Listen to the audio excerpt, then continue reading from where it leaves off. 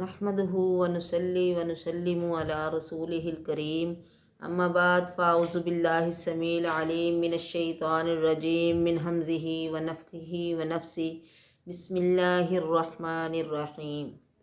12واں پارہ ہے۔ اللہ تبارک و تعالیٰ فرماتے ہیں وَمَا مِن دَابَّةٍ فِي الْأَرْضِ إِلَّا عَلَى اللَّهِ رِزْقُهَا وَيَعْلَمُ مُسْتَقَرَّهَا وَمُسْتَوْدَعَهَا كُلٌّ فِي كِتَابٍ مُبِينٍ۔ اور زمین میں ہر جاندار کا رزق اللہ کے ذمے ہے۔ وہ جانتا ہے اس کے ٹھہرنے کی جگہ کو بھی، اور جس جگہ پہ اس کو آگے سونپا جانا ہے اس جگہ کو بھی جانتا ہے۔ ہر چیز اللہ کی کتاب میں لکھی ہوئی ہے۔ اب اللہ سب کے رزق کا مالک ہے اور اسی کے ذمے ہے سب کو رزق دینا۔ جو چیزیں بھی زمین پہ چلتی ہیں، جو بھی پیٹ والی ہیں، 2 ٹانگوں والی یا 4 والی یا پیٹ کے بل چلنے والی، سب کو اللہ تبارک و تعالیٰ رزق دے رہا ہے۔ اور اس کا یہ مطلب نہیں کہ انسان کمائی کی تلاش چھوڑ دے اور محنت نہ کرے، بلکہ رزق کے تمام خزانے اگرچہ اللہ کے ہاتھ میں ہیں، پھر بھی انسان کو محنت کا حکم ہے اور اسے وہ سارے طریقے اختیار کرنے لازم ہیں جن سے رزق حاصل ہوتا ہے۔ لیکن اس محنت اور ان اسباب پر بھروسہ جائز نہیں ہے۔ تمام اسباب مہیا کرنے کے بعد بھی بھروسہ اور توکل صرف اللہ پر لازم ہے۔ اللہ وہ ذات ہے وَهُوَ الَّذِي، اور وہ اللہ ہے جس نے پیدا کیا آسمانوں اور زمینوں کو 6 دنوں میں۔ اس کا عرش پانی پر تھا۔ جب کچھ نہیں تھا تو اللہ کا عرش پانی پہ تھا، اور اس نے یہ سب کیوں بنایا؟ لِيَبْلُوَكُمْ أَيُّكُمْ أَحْسَنُ عَمَلًا، تاکہ وہ دیکھے کہ تم میں سے کون اچھے عمل کرتا ہے۔ اگر آپ ان سے کہو کہ تمہیں دوبارہ زندہ کیا جائے گا موت کے بعد، تو کافر لوگ کہتے ہیں پھر تو یہ جادو ہی ہوگا، یہ جادو کے سوا کچھ نہیں۔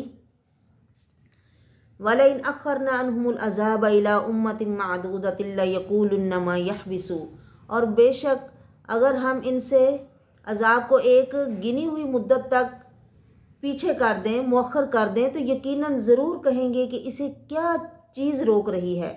سن لو جس دن وہ ان پر آئے گا، یعنی اللہ کا عذاب، تو ان سے ہٹایا نہیں جائے گا اور انہیں وہ چیز گھیر لے گی جس کا وہ مذاق اڑایا کرتے تھے۔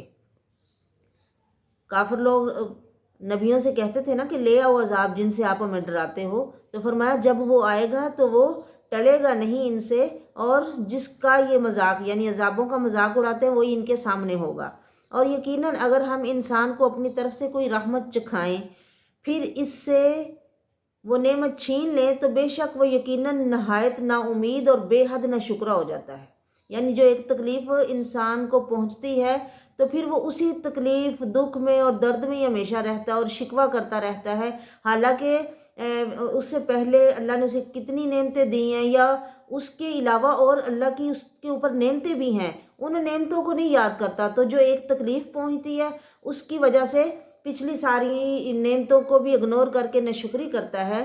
اور بے شک اگر ہم اسے کوئی نعمت چکھائیں کسی تکلیف کے بعد جو اسے پہنچی ہو، تو یقیناً ضرور کہے گا کہ سب تکلیفیں مجھ سے دور ہو گئی۔ اور جب کوئی نعمت پہنچتی ہے، تکلیف دور ہو جاتی ہے، پھر بھی وہ اللہ کو بھولنے والا بن جاتا ہے اور ایسے ہو جاتا ہے کہ جیسے اسے کوئی تکلیف نہیں پہنچی، اور ان تکلیفوں کو اللہ کی طرف سے کوئی آزمائش یا سختی یا ان سے کوئی سبق حاصل کرنے کی بجائے وہ سمجھتا ہے کہ یہ زمانے کی گردش تھی، کبھی اچھے دن آ جاتے ہیں کبھی برے دن۔ بلا شبہ وہ یقیناً بہت پھولنے والا اور بہت فخر کرنے والا ہے۔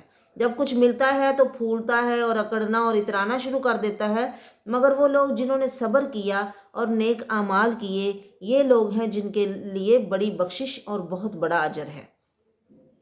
فَلَعَلَّكَ تَارِكٌ بَعْضَ مَا يُوحَىٰ إِلَيْكَ وَضَائِقٌ بِهِ صَدْرُكَ، پھر شاید تو اس کا کچھ حصہ چھوڑ دینے والا ہے جو تیری طرف وحی کی جاتی ہے، اور اس کی وجہ سے تیرا سینہ تنگ ہونے والا ہے کہ وہ کہیں گے کہ اس پر کوئی خزانہ کیوں نہیں اتارا گیا، یا اس کے ساتھ کوئی فرشتہ کیوں نہیں آیا۔ تو صرف ڈرانے والا ہے اے نبی صلی اللہ علیہ وسلم، اور اللہ ہر چیز پر نگران ہے۔ یا وہ کہتے ہیں کہ اس نے اسے گھڑ لیا ہے، کہہ دے پھر اس جیسی 10 صورتیں گھڑی ہوئی لے آؤ، اور اللہ کے سوا جسے بلا سکتے ہو اپنی مدد کے لیے بلا لو اگر تم سچے ہو۔ بس اگر وہ تمہاری بات قبول نہ کریں تو جان لو کہ یہ صرف اللہ کے علم سے اتارا گیا ہے، یعنی قرآن پہ جو بھی وہ اعتراض کرتے ہیں وہ سب غلط ہیں، اور یہ کہ اس کے سوا کوئی معبود نہیں۔ تو کیا تم حکم ماننے والے ہو، یعنی کہ اللہ کی بات مانتے ہو؟ جو کوئی دنیا کی زندگی اور اس کی زینت کا ارادہ رکھتا ہو، ہم انہیں ان کے اعمال کا بدلہ اسی دنیا میں پورا دے دیں گے، اور اس دنیا میں ان سے کمی نہ کی جائے گی۔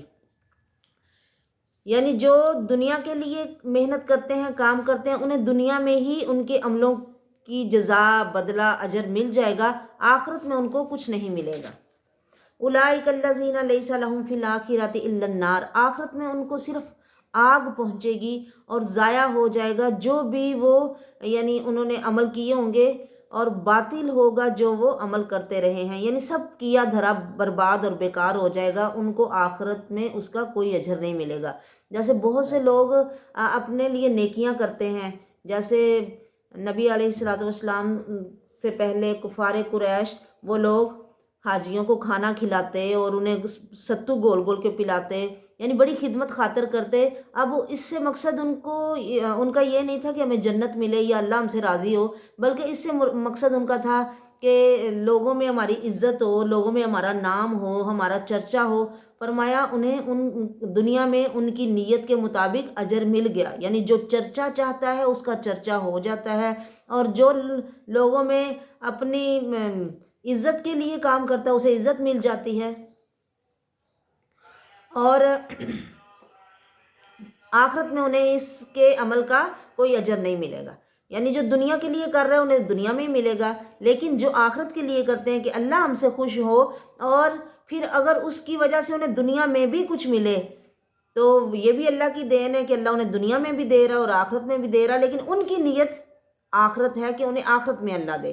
افمن کان علی بینۃ من ربہ ویتلوہ شاہد منہ، فرمایا تو کیا وہ شخص جو اپنے رب کی طرف سے ایک واضح دلیل پر ہو، جس کے پاس روشن نشانی ہو، اور اس کی طرف سے ایک گواہ اس کی تائید کر رہا ہو، اور اس سے پہلے موسیٰ کی کتاب بھی جو امام اور رحمت تھی، یعنی وہ بھی اس کی تائید کرتی ہے، یہ لوگ اس پر ایمان لاتے ہیں، اور گروہوں میں سے جو اس کا انکار کرے تو آگ ہی اس کے وعدے کی جگہ ہے، لہٰذا آپ اس کے بارے میں کوئی شک نہ کریں، یقیناً یہی تیرے رب کی طرف سے حق ہے۔ لیکن اکثر لوگ ایمان نہیں لاتے، اور اس سے زیادہ ظالم کون ہے جو اللہ پہ جھوٹ بولے؟ یہ لوگ اپنے رب کے سامنے پیش کیے جائیں گے اور گواہ کہیں گے یہ ہیں وہ لوگ جنہوں نے اپنے رب پر جھوٹ بولا۔ سن لو، ظالموں پر اللہ کی لعنت ہے، جو اللہ کے سچے کلام کو جھوٹا کہہ رہے ہیں، جو اللہ کی راہ سے روکتے ہیں اور اس میں کجی تلاش کرتے ہیں، یعنی ایسی کوشش کرتے ہیں کہ جس سے دوسرے لوگوں کو ہم روک سکیں، دوسرے لوگوں کو کسی بہانے سے کچھ ایسا بنا کے یا کچھ اس طرح کی بات کی جائے کہ دوسرے لوگوں کے دلوں میں نفرت ڈالی جائے، وہ اس طرف نہ آئیں۔ اور آخرت کے ساتھ کفر کرنے والے بھی وہی ہیں۔ یہ لوگ کبھی زمین میں عاجز کرنے والے نہیں ہیں، اور نہ کبھی ان کے لیے اللہ کے سوا کوئی مددگار ہے۔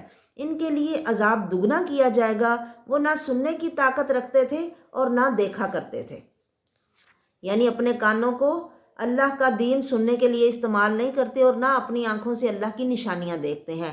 یہی لوگ ہیں کہ جنہوں نے اپنے آپ کو خسارے میں ڈال دیا، اور ان سے گم ہو گیا جو بھی وہ جھوٹ گھڑتے تھے۔ کوئی شک نہیں کہ ان کے لیے آخرت میں بہت زیادہ خسارے والی چیزیں ہیں، یا وہی سب سے زیادہ خسارہ اٹھانے والے ہیں۔ بے شک وہ لوگ جو ایمان لاتے ہیں اور اچھے عمل کرتے ہیں، وَأَخْبَتُوا إِلَىٰ رَبِّهِمْ، اپنے رب کے سامنے جھک جاتے ہیں، عاجزی کرتے ہیں، یہ لوگ جنت والے ہیں، وہ اس میں ہمیشہ رہیں گے۔ دو جماعتوں کی مثال ایسے ہی ہے، یعنی ایک اپنے نبی کو مان رہی ہے اور ایک نہیں مان رہی۔ ان دونوں گروپوں کی مثال اندھے اور دیکھنے والے کی طرح ہے۔ جیسے دیکھنے والے کو صاف صاف سب نظر آ رہا ہے اور وہ مان رہا ہے، اور جبکہ اندھا نہ دیکھنے کی وجہ سے نفرت میں اور دور ہی جا رہا ہے، یا جیسے سننے والا اور دیکھنے والا۔ والبصیر والسمیع هل یستویان مثلا، کیا دونوں کی مثالیں برابر ہو سکتی ہیں؟ کل مثل الفریقین کالاعمی والاصم والبصیر والسمیع، ان دونوں گروپوں کی مثال اندھے اور بہرے کے جیسی ہے۔ اور دیکھنے اور سننے والے کی طرح ہے۔ کیا وہ دونوں برابر ہو سکتے ہیں؟ لوگوں تم کیوں نصیحت حاصل نہیں کرتے؟ اب نبی علیہ الصلاۃ والسلام لوگوں کو تبلیغ کرتے ہیں، وہ نہیں مان رہے، تو اللہ تعالیٰ آپ کو ہمت دینے کے لیے اور کافروں کو ڈرانے کے لیے نبیوں کے واقعات بیان کرتے ہیں۔ پیچھے بھی مطلب اسی طرح ہی اللہ نے کئی دفعہ واقعات یہ بیان کیے ہیں اور آگے بھی بیان ہوں گے، یعنی موقع کی مناسبت سے جس طرح کا دور چل رہا ہوتا ہے نا، اسی طرح اللہ اس واقعے میں سے کچھ حصہ بیان کر دیتے ہیں لوگوں کو سمجھانے کے لیے۔ فرمایا نوح نبی کو ہم نے ان کی قوم کی طرف بھیجا اور انہوں نے اپنی قوم سے کہا کہ میں تمہیں ڈرانے والا ہوں، صاف صاف میں تمہیں نصیحت کے لیے آیا ہوں۔ نمبر 1 میرا مقصد کیا ہے آنے کا، کہ تم اللہ کے سوا کسی کی پوجا نہ کرو۔ بے شک میں ڈرتا ہوں تم پر درد دینے والے دن کے عذاب سے، یعنی وہ دن اتنا سخت ہوگا کہ درد دینے والا عذاب پہنچے گا، دردناک دن کے عذاب سے ڈراتا ہوں۔ تو اس کی قوم کے سرداروں نے کہا، زیادہ تر سارے نبیوں کو ان کی قوم کے سردار قسم کے لوگوں نے، یا جن کے پاس مال و دولت زیادہ تھا، عزت والے تھے، یا جو اپنے مال اور طاقت کے نشے میں تھے، انہوں نے ہی انکار کیا۔ اکثر ایسے تھے، کئی ماننے والے بھی تھے جو بہت دولت والے تھے، جیسے ابو بکر صدیق دولت والے بھی تھے اور ماننے والے بھی تھے، اور عثمان غنی رضی اللہ تعالیٰ عنہ دولت والے بھی تھے، ماننے والے بھی تھے۔ فرمایا سرداروں میں سے، یہ دیکھیں آپ آگے واقعات پڑھیں گے نا تو زیادہ تر سرداروں کی بات آ رہی، سرداروں نے نہیں مانا، انہوں نے کفر کیا ان کی قوم میں سے، اور کہنے لگے اب سارے نبیوں کو انکار ایک ہی وجہ سے وہ کر رہے ہیں کہ آپ ہمارے ہی جیسے ہو، ہم تو تمہیں اپنے سے زیادہ اور کچھ نہیں دیکھتے کہ تم ہمارے ہی جیسے ایک انسان ہو، اور ہم تجھے نہیں دیکھتے کہ تیری پیروی کرنے والے بھی کوئی زیادہ بڑے لوگ نہیں ہیں، وہ غریب طبقے کے لوگ ہیں، اور ہم نہیں سمجھتے کہ تمہیں ہم پر کوئی فضیلت ہے، بلکہ ہم تو تمہیں جھوٹا سمجھتے ہیں۔ وہ کہنے لگے اے میری قوم، تمہارا کیا خیال ہے اگر میں اپنے رب کی روشن نشانی پہ ہوں، میرے پاس اپنے سچا ہونے کی دلیل موجود ہے، اور تمہارے پاس اپنے سچا ہونے کی کوئی دلیل نہیں ہے، پھر بھی تم میرا انکار کر رہے ہو، اور مجھے میرے رب نے رحمت دی ہے اپنے پاس سے، فَأُمِّيَتْ عَلَيْكُمْ، اس رحمت سے، اس دلیل سے تمہاری آنکھیں اندھی ہو گئی ہیں، یعنی سب کچھ دیکھنے کے باوجود بھی تم دیکھ نہیں رہے، سب سمجھ کے بھی تم نہ سمجھ بن رہے ہو۔ اور عموماً ایسا ہوتا ہے جب کوئی دین کی بات کسی کو سنائی جائے نا تو ہر ایک کو ایک جیسی سمجھ نہیں آتی، کئی سن کے بھی انہیں لگتا ہے کہ پتہ نہیں یہ کیا کہہ رہے ہیں، ہمیں تو مطلب ان کی باتوں کی کوئی سمجھ نہیں آتی، انہیں واقعہ میں سمجھ نہیں آتی، یا وہ سمجھنا ہی نہیں چاہتے۔ تو فرمایا أَنُلْزِمُكُمُوهَا وَأَنْتُمْ لَهَا كَارِهُونَ، تو کیا ہم اسے تم پر زبردستی چپکا دیں؟ یعنی جب تم خود ہی سننا نہیں چاہتے، جو بندہ خود ہی اس طرف آنا ہی نہ چاہے، پہلے وہ دل میں ہو اس کے کہ پتہ نہیں یہ کیا کہتے ہیں، ہمیں ان سے کوئی سروکار نہیں، یا ہمیں ان میں کوئی دلچسپی نہیں ہے، ہمیں نہیں پتہ کہ یہ کیا کہتے ہیں، وہ سننا ہی نہیں چاہتے، ان کی طرف آنا ہی نہیں چاہتے، تو پھر اللہ بھی ایسے لوگوں کو زبردستی مومن بنانا پسند نہیں کرتے۔ اگر زبردستی سارے لوگوں کو مومن بنانا ہوتا تو پھر کوئی بھی بندہ نافرمان نہ ہوتا۔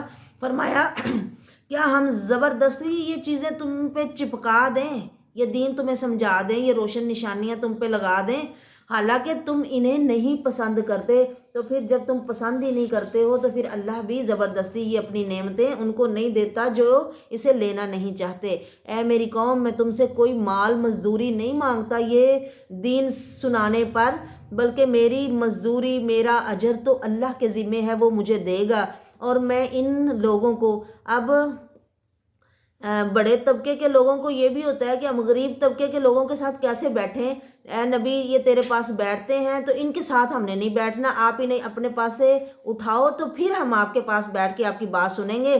تو فرمایا پیچھے بھی ہم نے پڑھا ہے کہ کفار قریش نے بھی نبی صلی اللہ علیہ وسلم سے ایسے ہی کہا تھا کہ ان غریب لوگوں کو اٹھاؤ یہاں سے تو پھر ہم آپ کی بات سنیں گے۔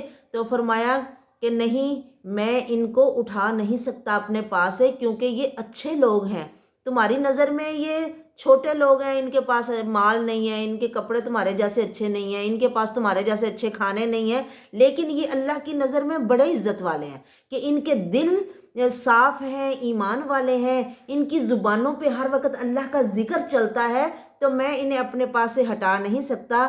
کیونکہ یہ لوگ اپنے رب کی ملاقات کرنے والے ہیں اور اپنے رب کے ملنے پر انہیں یقین ہے۔ وَلَٰكِنِّي أَرَاكُمْ قَوْمًا تَجْهَلُونَ، میں تو تمہیں جاہل قوم سمجھتا ہوں، تو جاہلوں پہ میں جاہلوں کو کیوں ترجیح دوں جو علم والے ہیں؟ بھلے وہ تمہاری نظر میں اچھے نہیں پر اللہ کی نظر میں وہ بہت اچھے ہیں۔ اے قوم، کون میری مدد کرے گا اللہ کے مقابلے میں اگر میں ان کو اپنے پاس سے ہٹا دوں؟ یعنی تمہارے کہنے پہ اگر میں ان غریبوں کو یہاں سے اٹھا دوں تو پھر جو اللہ میرے اوپر ناراض ہوں گے تو پھر میری کون مدد کرے گا؟ تمہیں کیوں نصیحت نہیں آتی یا تم کیوں بات کو سمجھنے کی کوشش نہیں کرتے؟ میں تمہیں یہ نہیں کہتا کہ میرے پاس اللہ کے خزانے ہیں۔ اب سارے نبی یہ بات کہتے ہیں کہ مطلب لوگوں کا ہوتا ہے نا کہ اب جو بات ہم کہیں نبی فوراً وہ ہمیں دکھائے، ہمارے سامنے پیش کرے یا ہمیں جو ہم کہیں وہ کر کے دکھا دے۔ تو فرمایا کہ نہیں، یہ جو معجزے نبی پیش کرتے ہیں وہ اللہ کے حکم سے ہی پیش کرتے ہیں، اپنی مرضی سے نہیں کہ جب لوگ مانگے تو فوراً وہ جادوگروں کی طرح کچھ کر کے دکھا دیں۔ فرمایا میں نہیں کہتا کہ میرے پاس اللہ کے خزانے ہیں، اور نہ ہی میں یہ کہتا ہوں کہ میں غیب جانتا ہوں، نہ میں یہ کہتا ہوں کہ میں فرشتہ ہوں، اور نہ ہی میں کہتا ہوں ان سے جنہیں تمہاری نظریں اچھا نہیں سمجھتی کہ اللہ انہیں خیر نہیں دے گا۔ اللہ زیادہ جانتا ہے جو ان کے دلوں میں ہے، یعنی سب کے دل اللہ جانتا ہے نا۔ اب اللہ کو پتہ ہے کہ کون کتنا عزت والا ہے، کس کو کیا مرتبہ ملنا ہے، تو میں ایسی باتیں نہیں کہوں گا جو تم کہتے ہو۔ انی ذل من الظالمین، اگر میں بھی ایسا کہوں جس طرح کی تم لوگ باتیں کرتے ہو تو میں ظالم ہو جاؤں گا۔ قالو، وہ کہنے لگے، اے نوح تو ہم سے جھگڑنے ہی لگا۔ اب خود ہر بات پہ اعتراض، ہر بات پہ جھگڑا، ہر بات پہ اعتراض، لیکن جب نبی یا علم والا بندہ کوئی آگے سے وضاحت پیش کرنے کی کوشش کرے تو لوگ کہتے ہیں یہ تو جھگڑا بڑا کرتا ہے، مطلب اسے فوراً یہ اس کے اوپر الزام لگایا جاتا ہے۔ ایسے ہی انہوں نے نوح نبی سے کہا، اے نبی، اے نوح تو ہم سے جھگڑنے ہی لگ گیا، تو بڑا جھگڑالو ہے۔ فَأْتِنَا بِمَا تَعِدُنَا، ٹھیک ہے ہمیں زیادہ باتیں نہ ہم سے کرو، جو دھمکیاں دیتے ہو نا کہ عذاب آنا ہے تو وہ لے آ۔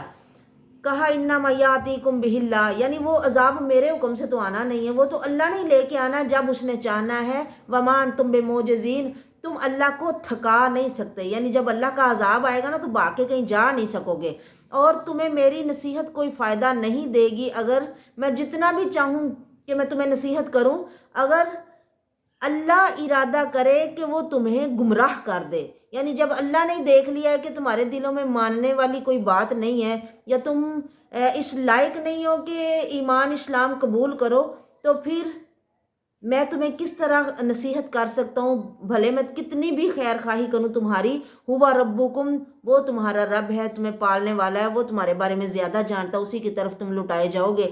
یا وہ لوگ کہتے ہیں کہ نبی نے اپنے پاس سے ہی ان باتوں کو گھڑ لیا ہے۔ کہہ دو اگر میں نے ان باتوں کو، یعنی جو میں سناتا ہوں تمہیں، اپنے سے ہی بنایا ہے تو یہ بہت بڑا جرم ہے، تو پھر میرے اوپر ہی میرے جرم کی سزا ہے، میں بری ہوں ان جرموں سے جو تم کرتے ہو۔ وہی کی گئی نوح نبی کی طرف کہ آپ کی قوم میں سے اب کسی نے ایمان نہیں لانا، کیونکہ اللہ تو دلوں کو جانتا ہے نا۔ اب اللہ نے اب 950 سال تک تبلیغ کی نوح نبی نے، 950 سال، کتنا لمبا عرصہ، اللہ اکبر۔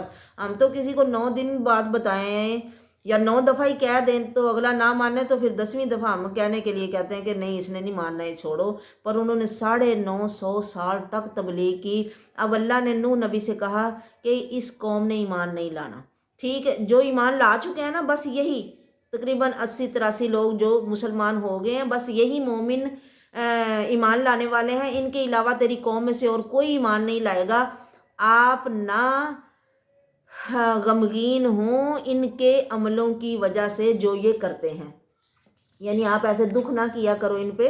اور نبی علیہ السلام بھی پریشان ہوتے تھے، دکھی ہوتا ہے نا بندہ جب کسی کو بڑی ہمدردی سے سمجھایا جائے، اور جس انسان کو پتہ ہو کہ آگے کتنا لمبا سفر ہے اور کتنی مشقتیں ہیں اور انہیں یہ کام ضرور کرنا چاہیے ورنہ ان کے لیے گھاٹا ہے، ان کے لیے خسارہ ہے، تو ایسا بندہ جو اتنے درد سے بتائے پھر اسے کتنا غم پہنچتا ہے۔ وَاسْنَعِ الْفُلْكَ بِأَعْيُنِنَا، اب اللہ تسلی دینے کے لیے کہہ رہے ہیں کہ آپ غم نہ کرو۔ نبی صلی اللہ علیہ وسلم کو بھی اللہ بار بار تسلی دیتے تھے کہ اے نبی محمد، ان کی بات نہ ماننے پہ آپ پریشان نہ ہوا کرو یا غمگین نہ ہوا کرو۔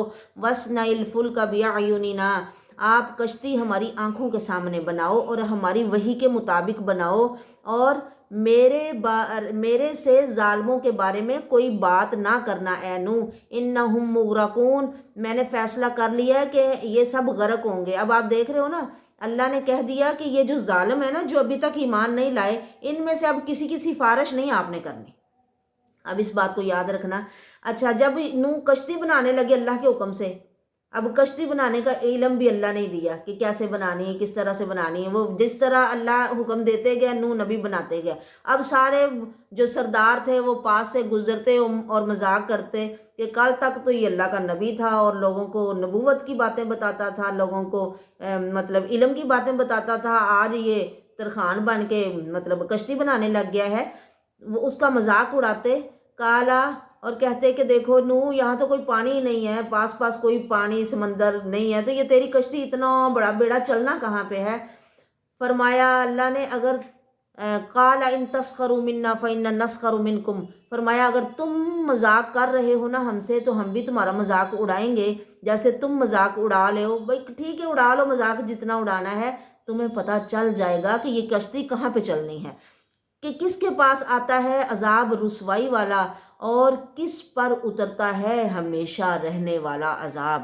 حتیٰ کہ ہمارا حکم آ گیا اور تنور ابل پڑا، ہم نے کہا کشتی میں بٹھا لو ہر قسم کے جوڑے کو، نر اور مادہ دونوں، وَأَهْلَكَ، اور جو تیرے اوپر ایمان لائے نا اپنے اہل کو بھی بٹھا لو، مگر من سبق علیہ القول، مگر جن پر اللہ کی بات پوری ہو چکی ہے کہ انہوں نے کشتی میں نہیں بیٹھنا، یعنی وہ نہیں بیٹھ سکیں گے، ومن آمنا، اور جو ایمان لا چکے ہیں ان سب کو آپ کشتی میں اپنے ساتھ بٹھا لو۔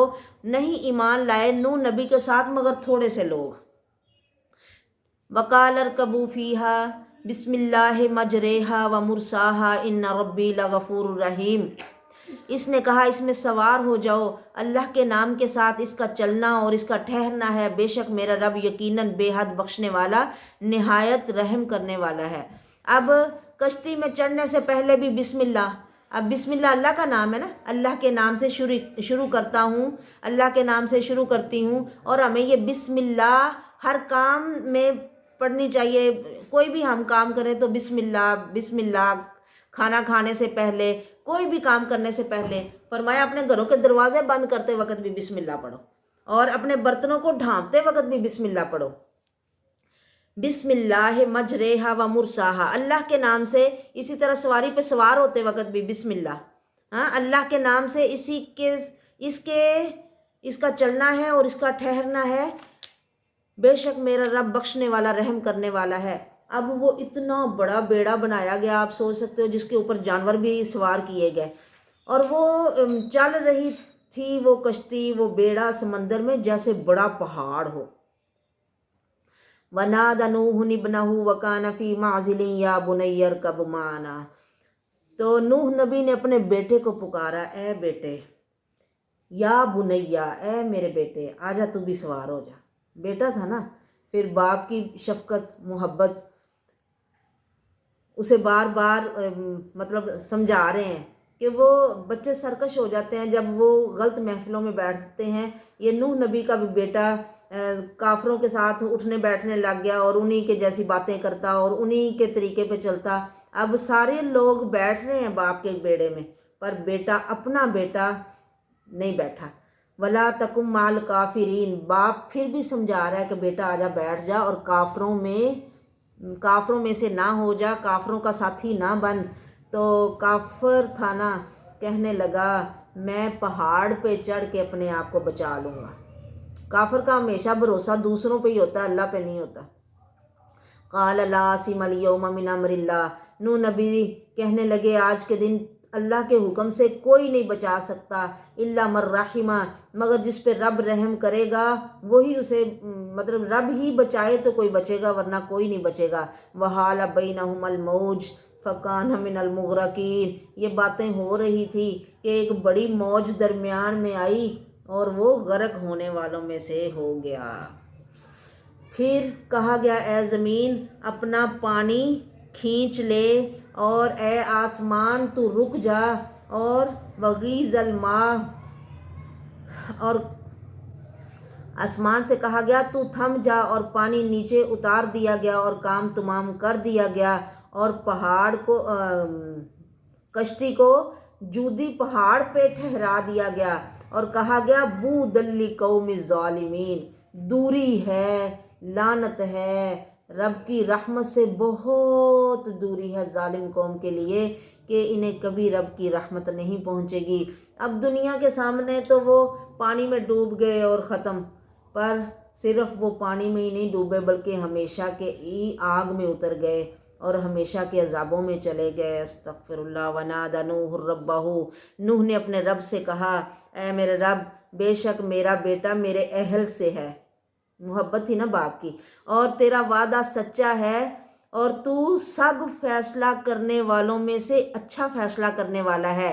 अल्लाह ने कहा ऐ नूह वो तेरा अहल नहीं है, अपना सगा बेटा भी बात ना माने तो वो अहल नहीं, और मानने दूसरे लोग वो किसी ख़ानदान से हैं, किसी कबीले से हैं, किसी इलाके से हैं, वो जब माने तो वो अहल बन जाते हैं। अब बाकी सारे लोग बीच में बैठ गए हैं जो मानने वाले हैं। जो अपना बेटा जब उसने नहीं माना तो अल्लाह ने फरमाया वो तेरा अहल है ही नहीं। पीछे कहा था ना अल्लाह ने मेरे से जालिमों के बारे में बात ना करना, अब नूह ये कर बैठे बात। तो फिर अल्लाह ताला ने नाराज़गी का इजहार किया कि तेरे अहल से नहीं है वो नूह, ए नूह वो तेरे अहल से नहीं है। क्यों अहल से नहीं है? कहा इन्नहु अमलुन गैरु सालिह, उसके अमल अच्छे नहीं हैं। तू मेरे से सवाल ना कर जिसका तेरे पास इल्म नहीं है। मैं तुझे नसीहत करता हूँ कि तू जाहिलों में से ना हो जाए, यानी अपने बेटे की सिफारिश नहीं करनी। नबी नूह नबी का बड़ा ऊंचा मकाम है, उलुल अज़म पैगंबरों में से ये एक हैं, लेकिन अगर वो भी ऐसी बात करें जो अल्लाह को पसंद नहीं तो अल्लाह उस पर फ़ौरन नाराज़गी का इजहार करते हैं। फरमाया मैं तुझे नसीहत करता हूँ कि तू जाहिलों में से ना हो जा। कहने लगे रब्ब इन्नी आऊज़ु बिका, अल्लाह मुझे तो अपनी हिफाजत में ले ले, मुझे अपनी पनाह में ले ले। मेरे लिए ये जायज़ नहीं कि मैं वो बात करूँ जिसका मुझे इल्म ही नहीं है, यानी मैं तेरी बात पे राज़ी हूँ कि मैं उसके लिए नहीं सिफारिश करूँगा। वइल्ला तग़फ़िर ली, अगर तू मुझे माफ़ ना किया तूने और मेरे ऊपर रहम ना किया तो मैं भी खसारा पाने वालों में से हो जाऊँगा।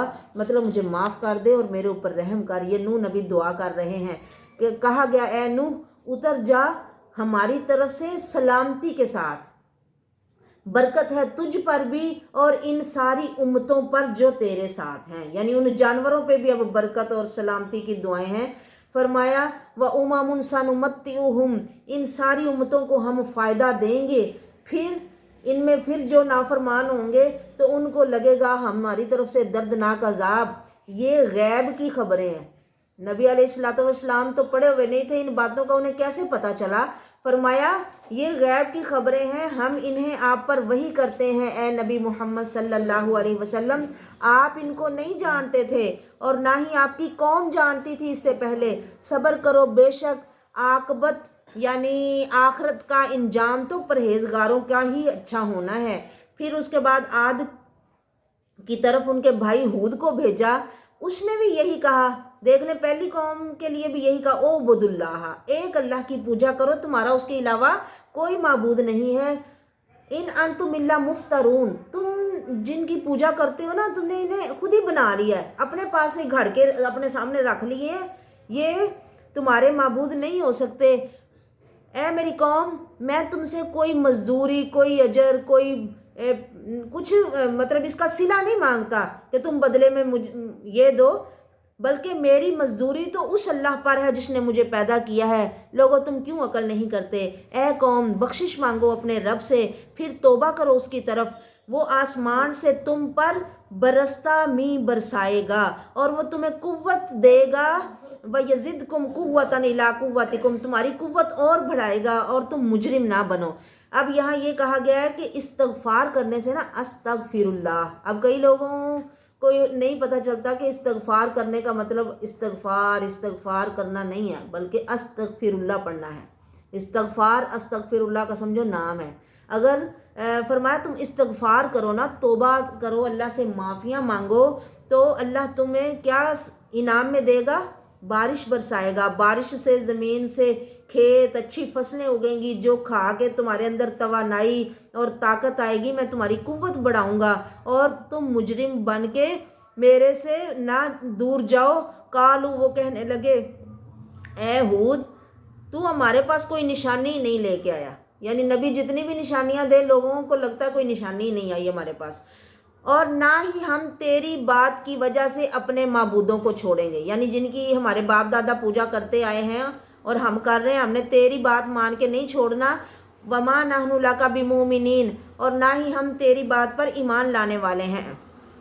ان نقول الا اعتراک بعض آلہتنا بسوء، ہمیں تو لگتا ہے جو تم یہ باتیں کرتے ہو نا، ہمیں لگتا ہے ہمارے معبودوں نے کوئی تمہارے ساتھ ایسی برائی کی ہے کہ تم اس طرح کی باتیں کر رہے ہو جو ہم اس سے پہلے نہیں کی گئی۔ کہا ہے بے شک میں اللہ کو گواہ بناتا ہوں، اور تم بھی گواہ رہو کہ میں بری ہوں جو تم اس کے ساتھ شرک کرتے ہو یا جن کو شریک ٹھہراتے ہو۔ اس کے من دونہ فکیدونی جمیعا، اس کے سوا جس کو بھی تم میرے خلاف اکٹھا کرنا چاہتے ہو اور میرے خلاف جو بھی تدبیر کرنا چاہتے ہو کرو، اور مجھے کوئی بھی مہلت نہ دو۔ بے شک میرا توکل اللہ پہ ہے جو میرا بھی رب ہے اور تمہارا بھی رب ہے۔ زمین پہ کوئی بھی ایسا چلنے والا نہیں مگر اس کی پیشانی اللہ کے ہاتھ میں ہے۔ بے شک میرا رب سیدھے راہ پہ ہے، یعنی اس نے مجھے سیدھے راہ کی توفیق ہدایت دی ہے، تو تمہیں میرے پیچھے ہی چلنے میں تمہاری بھلائی ہے۔ لیکن اگر وہ پھر جائیں، ان تولو، اگر تم پھر جاؤ، میری بات نہ مانو، تو میرا کام صرف بات پہنچانا ہے جو مجھے اللہ نے حکم دیا ہے یا جو میری طرف اللہ نے بھیجا ہے۔ وَيَسْتَخْلِفُ رَبِّي قَوْمًا غَيْرَكُمْ، اور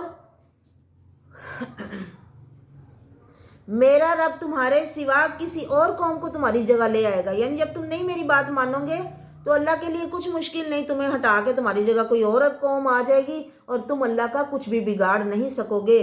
بے شک میرا رب ہر شے پہ نگران ہے، ہر چیز کی اچھی طرح نگہبانی کر رہا ہے۔ جب آیا ان کے پاس ہمارا حکم، ہم نے نجات دے دی ہود نبی کو اور جو بھی ان کے ساتھ ایمان لائے اپنی رحمت کے ساتھ، اور ہم نے انہیں نجات دے دی سخت عذاب سے، عذاب غلیظ۔ وَتِلْكَ عاد، یہ عاد کا قصہ تھا۔ انہوں نے انکار کیا اپنے رب کی آیتوں کا، اور انہوں نے نافرمانی کی اپنے رسولوں کی۔ وَاتَّبَعُوا، اور انہوں نے پیروی کی ہر جبر کرنے والے، جابر سخت اناد والے کی۔ وَأُتْبِعُوا، اور لگا دی گئی اس دنیا میں بھی ان پر لعنت، اور قیامت کے دن میں بھی، یعنی قیامت تک ان پہ لعنت ہی ہوتی رہے گی، اور جب دوزخ میں بھی ڈالا جائے گا تو ان پہ سب لعنت کریں گے، فرشتے بھی اور سارے۔ اللہ اکبر۔ الا ان عادا کفروا ربہم، خبردار سنو لوگو، عاد نے کفر کیا اپنے رب کے ساتھ۔ الا بعدا لعاد قوم ہود، دوری ہے ہود کی قوم عاد کے لیے۔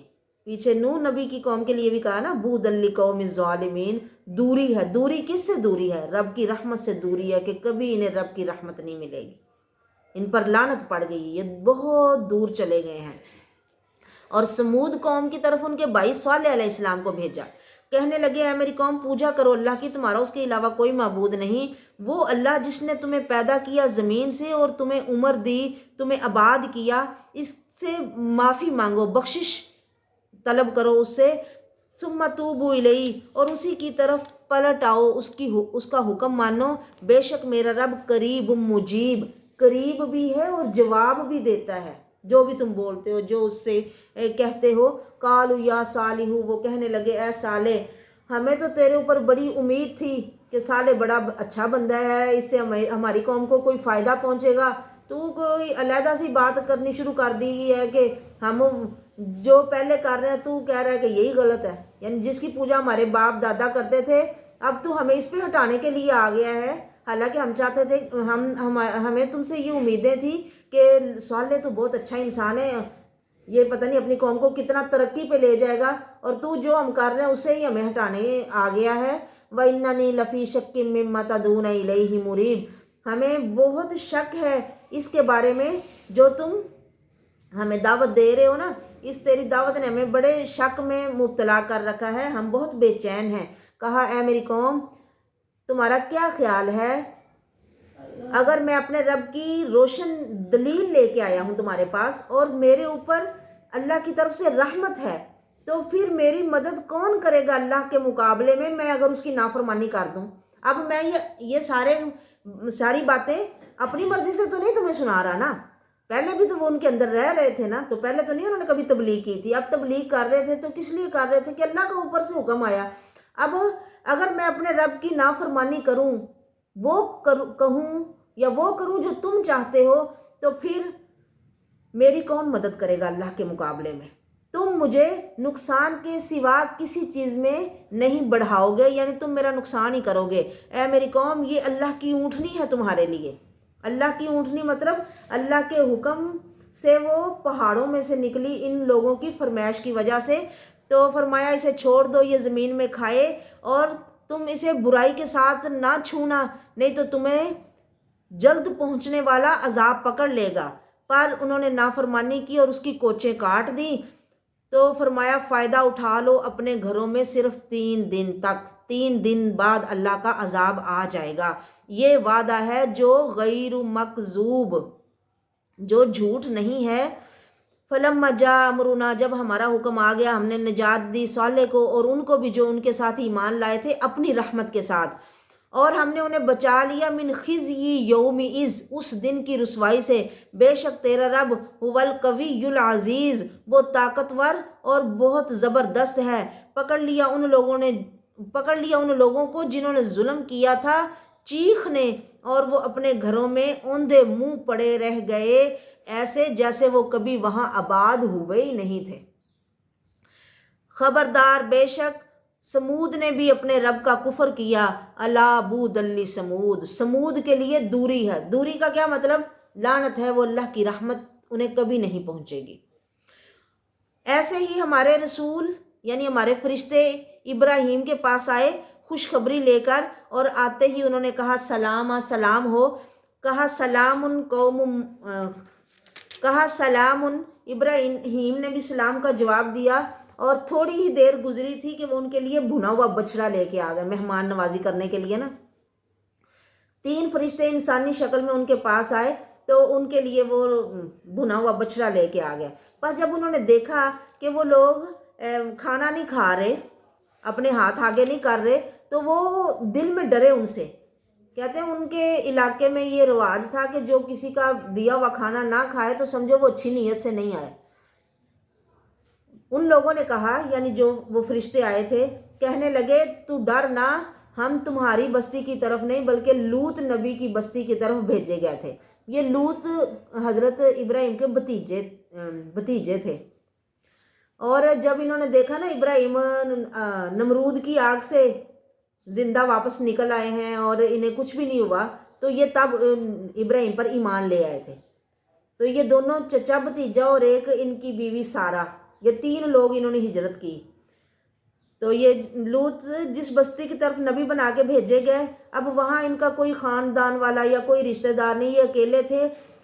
وامرأتہ، اب اس قوم کا بھی آگے ذکر آ رہا ہے، لیکن ابھی یہاں ابراہیم کی بات چل رہی ہے کہ جب انہوں نے فرشتوں نے ایک یہ بات کہی کہ آپ ڈرو نہ، ہم تو لوط کی قوم کی طرف آئے ہیں، اور دوسرا انہوں نے کہا جب کہ ان کی بیوی کھڑی تھی اور ہنس رہی تھی، فرشتوں نے انہیں کہا ہم آپ کو خوشخبری دیتے ہیں اسحاق کی اور اس کے بعد یعقوب کی۔ آپ کو پتہ ہے کہ کتنا عرصہ ان کی اولاد نہیں ہوئی، ابراہیم اور سارہ کی، تو اللہ تعالیٰ نے انہیں خوشخبری دی۔ تو وہ مطلب عورتیں ایسے ہوتا ہے نا، مہمان خانے میں وہ دیکھ رہی تھی کواڑ سے یا ایک دراڑ سے، جب انہوں نے یہ بات سنی تو وہ ہنسی کہ میرے گھر کیسے بچہ ہوگا۔ لیکن فرشتے نے انہیں خوشخبری دی کہ آپ کے گھر بیٹا بھی ہوگا، اور بیٹا اتنا بڑا ہو جائے گا، جوان ہو جائے گا کہ اس کی بھی اولاد ہوگی، اور یہ آپ کی زندگی میں سب ہوگا، یعنی بیٹے کے ساتھ ہی پوتے کی بھی خوشخبری دے دی۔ کہنے لگی یا ویلتا آلد وانا عجوز، کہنے لگی ہائے افسوس، کیا میں جنم دوں گی، حالانکہ میں تو بہت بوڑھی ہو چکی ہوں اور میں بانجھ بھی ہوں، یعنی ایسی عورت جس کی کبھی اولاد ہوئی نہ ہو، اور یہ میرا خاوند تو بہت ہی بوڑھا ہے۔ بے شک یہ بات ہمیں تو بڑی عجیب لگ رہی ہے نا کہ اس صورت میں بچے کا ہونا۔ وہ فرشتے کہنے لگے عورت تو اللہ کے حکم پر تعجب کرتی ہے، اللہ کی رحمت اور اس کی برکتیں تم پر ہیں اے گھر والوں۔ اب آپ دیکھ رہے ہو ابراہیم کے گھر پہ رب کی رحمتیں برکتیں کتنی تھی کہ 2 کعبوں کا اللہ نے انہیں امام بنایا، اور ساری دنیا میں نبوت اور ملکیت یعنی بادشاہت ان کی اولاد میں ہی اللہ نے رکھی۔ اے ابراہیم آپ کے گھر پر اللہ کی رحمتیں اور برکتیں ہیں، انہ حمید مجید، بے شک وہ تعریف کیا گیا بزرگی والا ہے۔ بس جب ابراہیم کا ڈر چلا گیا اور ان کو خوشخبری ملی، اپنی قوم کا تو ڈر ختم ہو گیا نا کہ ہماری بستی کو کچھ نہیں ہوگا، تو پھر لوط قوم کی بستی کے بارے میں جھگڑنے لگے کہ لوط قوم کے لیے، کیونکہ ابراہیم بڑے نرم دل تھے، اواہم منیب، اور وہ اللہ کی طرف رجوع کرنے والے تھے اور بہت آہ و زاری کرنے والے تھے۔ نرم دل بندہ ہوتا ہے نا کہ وہ کسی کی تکلیف بھی برداشت نہیں کر سکتا۔ تو اللہ نے کہا اے ابراہیم اعرض عن ھذا، ان سے منہ موڑ لے، یعنی اس بستی کی سفارش نہ کر۔ اب آپ دیکھ رہے ہو نا، اگر کوئی کسی غلط بندے کی بھی بات کرے تو اللہ اس کی سفارش قبول نہیں کرتے۔ جیسے نوح نبی نے اپنے بیٹے کے لیے بات کی تو اللہ نے فوراً روک دیا کہ نہیں کرنی، اور اب ایسے ہی ابراہیم کو بھی روک دیا کہ ان کی بات نہیں کرنی، ان سے منہ موڑ لو، تیرے رب کا حکم آ گیا ہے، اور بے شک آتیہم عذاب غیر مردود، ان کے پاس ایسا عذاب آ گیا ہے جو رد نہیں کیا جائے گا یا جسے کوئی ہٹا نہیں سکتا۔ بس جب وہ فرشتے لوط نبی کے پاس پہنچے تو سی ابہم، لوط نبی بہت ناخوش ہو گئے دیکھ کے۔ جب بندہ دل انسان کا دکھی ہوتا ہے یا دل سے برا ہوتا ہے نا تو اس کے اثرات چہرے پہ بھی آ جاتے ہیں نا، ایک دم بندے کے چہرے پہ ایسے سیاہی دوڑ جاتی ہے کہ یہ کیوں آ گئے ہیں۔ اب مہمان آئے، مہمانوں کی وجہ سے وہ پریشان ہوئے، کیونکہ ان کی قوم میں برائی تھی کہ وہ لوگ مردوں سے بدفعلی کرتے تھے، اور خصوصاً ایسے کم عمر نوجوان لڑکوں سے۔ تو لوط علیہ السلام انہیں دیکھ کے بڑے ہی ناخوش ہوئے اور ان کا دل تنگ پڑ گیا، اور کہنے لگے یہ تو بڑا سخت دن ہے۔ ان کی قوم دوڑتی ہوئی آئی ان لڑکوں کی طرف، اور اس سے پہلے بھی وہ برے عمل کرتے تھے۔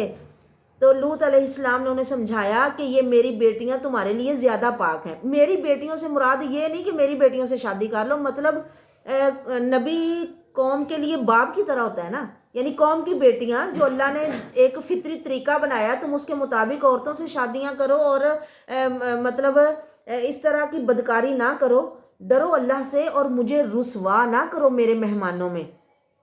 کیا تم میں کوئی ایک بھی اچھا انسان نہیں ہے؟ وہ کہنے لگے تو جانتا ہے نا لوط کہ تیری بیٹیوں میں ہمیں کوئی دلچسپی نہیں ہے، اور تجھے پتہ ہے ہم کیا ارادہ رکھتے ہیں۔ قال لو ان لی بکم قوۃ، پھر اس وقت لوط نے ایک آہ بھری اور کہنے لگے ہائے کاش میرے پاس قوت ہوتی اور میرے پاس کوئی مضبوط خاندان یا قبیلہ ہوتا کہ میں اپنے مہمانوں کی حفاظت کر سکتا۔ کہنے لگے اے لوط، فرشتے کہنے لگے، تب تک وہ ابھی انسان ہی تھے، لوط نبی نہیں جان سکے کہ یہ فرشتے ہیں، لیکن وہ تو اللہ کے فرشتے تھے۔ انہوں نے کہا اے لوط انا رسول ربی کا لن یصلوا الیک، ہم تیرے رب کے بھیجے ہوئے ہیں، یعنی یہ ہم تک نہیں پہنچ سکتے، تو ہماری وجہ سے پریشان نہ ہو، لیکن ہم اس لیے آئے ہیں کہ آپ کو بتائیں کہ اپنے گھر والوں کو یا جو لوگ آپ پر ایمان لائے ہیں، تقریباً کوئی 10 کو بندے ان پر ایمان لائے تھے، 2 ان کی بیٹیاں تھیں، بیوی ویسے ہی ان کی کافر قوم کے ساتھ تھی، نبی کی بیوی ہے لیکن اس کا دل کافر قوم کے ساتھ لگتا ہے۔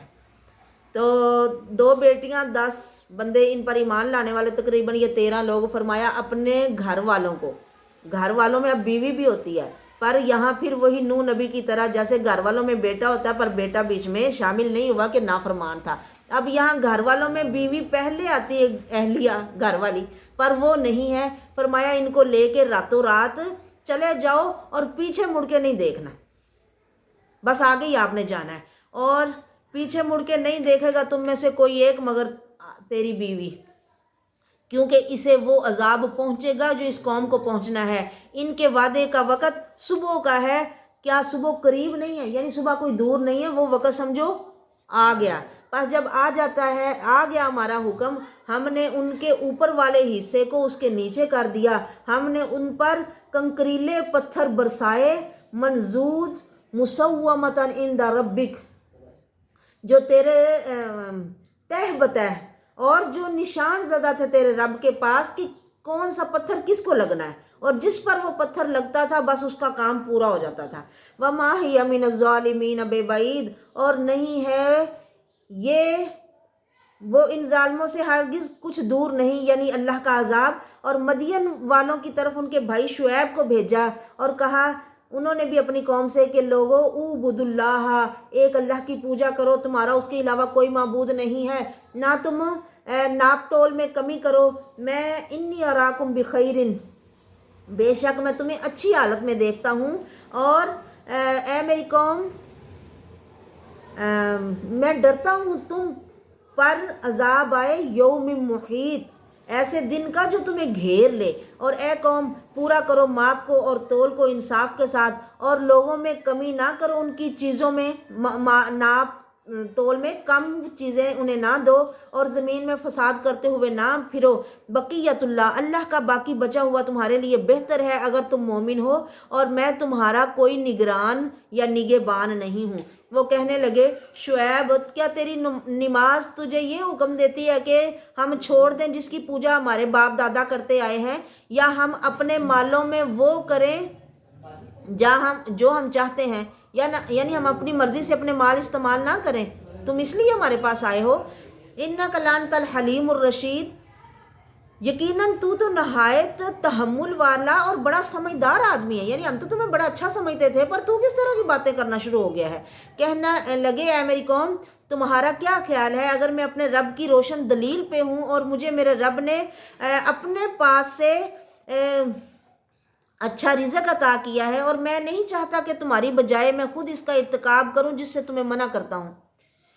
اور اے میری قوم میں نہیں ارادہ کرتا مگر اصلاح کا، جتنی میرے اندر طاقت یا توفیق ہے، اور میری توفیق اصلاح کی جو ہے وہ اللہ کے ہی حکم سے ہے، اور اسی پہ میرا توکل ہے، اور اسی کی طرف میں رجوع کرتا ہوں۔ اور اے میری قوم نہ تمہیں ابارے، لا یجرمنکم شقاقی، میری مخالفت تمہیں اس بات پہ نہ ابارے یا مجبور کرے کہ تمہیں بھی وہ عذاب پہنچے جو تم سے پہلے پہنچ چکا ہے، نوح کی قوم کو، ہود کی قوم کو، اور صالح کی قوم کو، اور لوط کی قوم بھی تم سے دور نہیں ہے۔ یعنی لوگ ان بستیوں سے، ان اجڑی ہوئی بستیوں سے گزرتے تھے، آنا جانا ان کا ہوتا تھا، اور ان کو دیکھتے تھے، اور لوگوں میں پھر قصے بھی مشہور ہوتے ہیں کہ یہ والی بستی ایسے برباد ہوئی ہے، یعنی یہ سارے واقعات تم سنتے ہو، دیکھتے ہو، اور ان بستیوں سے گزرتے ہو۔ معافی مانگو اپنے رب سے اور اس کی طرف توبہ کرو، رجوع کرو، بے شک میرا رب رحیم ودود، رحم کرنے والا اور محبت کرنے والا ہے۔ کم از کم ہر بندے کو دن میں 70 سے 100 دفعہ اللہ سے معافی مانگنی چاہیے۔ استغفر اللہ الذی لا الہ الا هو الحی القیوم واتوب الیہ، زیادہ نہ بھی آئے تو استغفر اللہ اتنا تو ہم پڑھ ہی سکتے ہیں نا۔ اور اللہ اے اللہ مجھے معاف کر دے، یعنی دل سے بندہ کہے، منہ سے بھی ہو لفظ ادا، اور دل میں بھی بات ہو کہ اللہ مجھے معاف کر دے، یعنی اللہ کے ساتھ ایک تعلق بنے نا، کہ اللہ سے ہم اپنی معافیاں مانگنے والے بنے، کیونکہ اللہ رحمت والا اور محبت والا ہے۔ وہ کہنے لگے شعیب ہمیں تیری بڑی باتیں تو سمجھ ہی نہیں آتی، یعنی جنہوں نے نہ سمجھنا ہو پھر انہیں سمجھ نہیں آتی۔ وَإِنَّا لَنَرَاكَ فِينَا ضَعِيفًا، اور ہم تجھے اپنے اندر کمزور سمجھتے ہیں، اگر تیرا گروہ نہ ہوتا تو تجھے ہم رجم نا کا پتھر مار مار کے مار دیتے، یعنی تیری قوم کی وجہ سے ہم تیرا لحاظ کرتے ہیں، ورنہ ہم تجھے پتھر مارتے۔ وَمَا أَنْتَ عَلَيْنَا بِعَزِيزٍ، اور تو کوئی ہم پہ بڑا غلبے والا نہیں ہے، یعنی ہماری نظر میں تیری کوئی وقت یا کوئی حیثیت نہیں ہے۔ قَالَ يَا قَوْمِ أَرَحْتِيَازُ عَلَيْكُم مِّنَ اللَّهِ، کہنے لگے اے میری قوم کیا میری برادری تم پر اللہ سے زیادہ غالب ہے، یعنی اللہ کا لحاظ نہیں اور برادری کا زیادہ لحاظ ہے، اور اسے تم نے اپنی پیٹھ پیچھے پھینکا ہوا بنا رکھا ہے، یعنی تم نے اللہ کو اپنے پیچھے ہی پھینک دیا، یعنی اس کا کوئی لحاظ ہی نہیں کرتے ہو۔ بے شک میرا رب جو تم عمل کرتے ہو اس کو گھیرے ہوئے ہے، اس کا احاطہ کیے ہوئے ہے۔ اے میری قوم، عمل کرو اپنی جگہ پہ، یعنی جو بھی تمہیں سمجھ آتا ہے، اور میں عمل کر رہا ہوں جو مجھے بتایا گیا ہے۔ تمہیں پتہ چل جائے گا کہ کس کے پاس آتا ہے رسوائی والا عذاب اور کون جھوٹا ہے۔ لوگوں انتظار کرو، میں بھی تمہارے ساتھ انتظار کر رہا ہوں۔ جب ہمارا حکم آیا ہم نے شعیب کو نجات دی اور اس کے ساتھ مومنوں کو بھی نجات دے دی اپنی رحمت سے، اور پکڑ لیا ظالموں کو چیخ نے، وہ ہو گئے اپنے گھروں میں جاسمین، اوندھے منہ پڑے ہوئے، جیسے کہ وہ کبھی یہاں آباد ہوئے ہی نہیں تھے۔ الا بعدا مدین کما بعدت ثمود، خبردار سن لو لوگوں، مدین والوں کے لیے رب کی رحمت سے دوری ہے جیسے سمود والوں کے لیے دوری تھی۔ ہم نے موسیٰ کو بھیجا اپنی آیتیں دے کر، وسلطان مبین، اور روشن معجزے دے کر، فرعون اور اس کے سرداروں کی طرف۔ فاتبعوا امر فرعون، لیکن ان لوگوں نے فرعون کا حکم مانا اور اللہ کا نہ مانا۔ وما امر فرعون برشید، فرعون کا حکم کوئی اچھا حکم نہیں تھا، وہ اپنی قوم کے آگے آگے چلا، اس نے پیروی کی اور اس نے اپنی قوم کو آگ میں جا کے ڈال دیا۔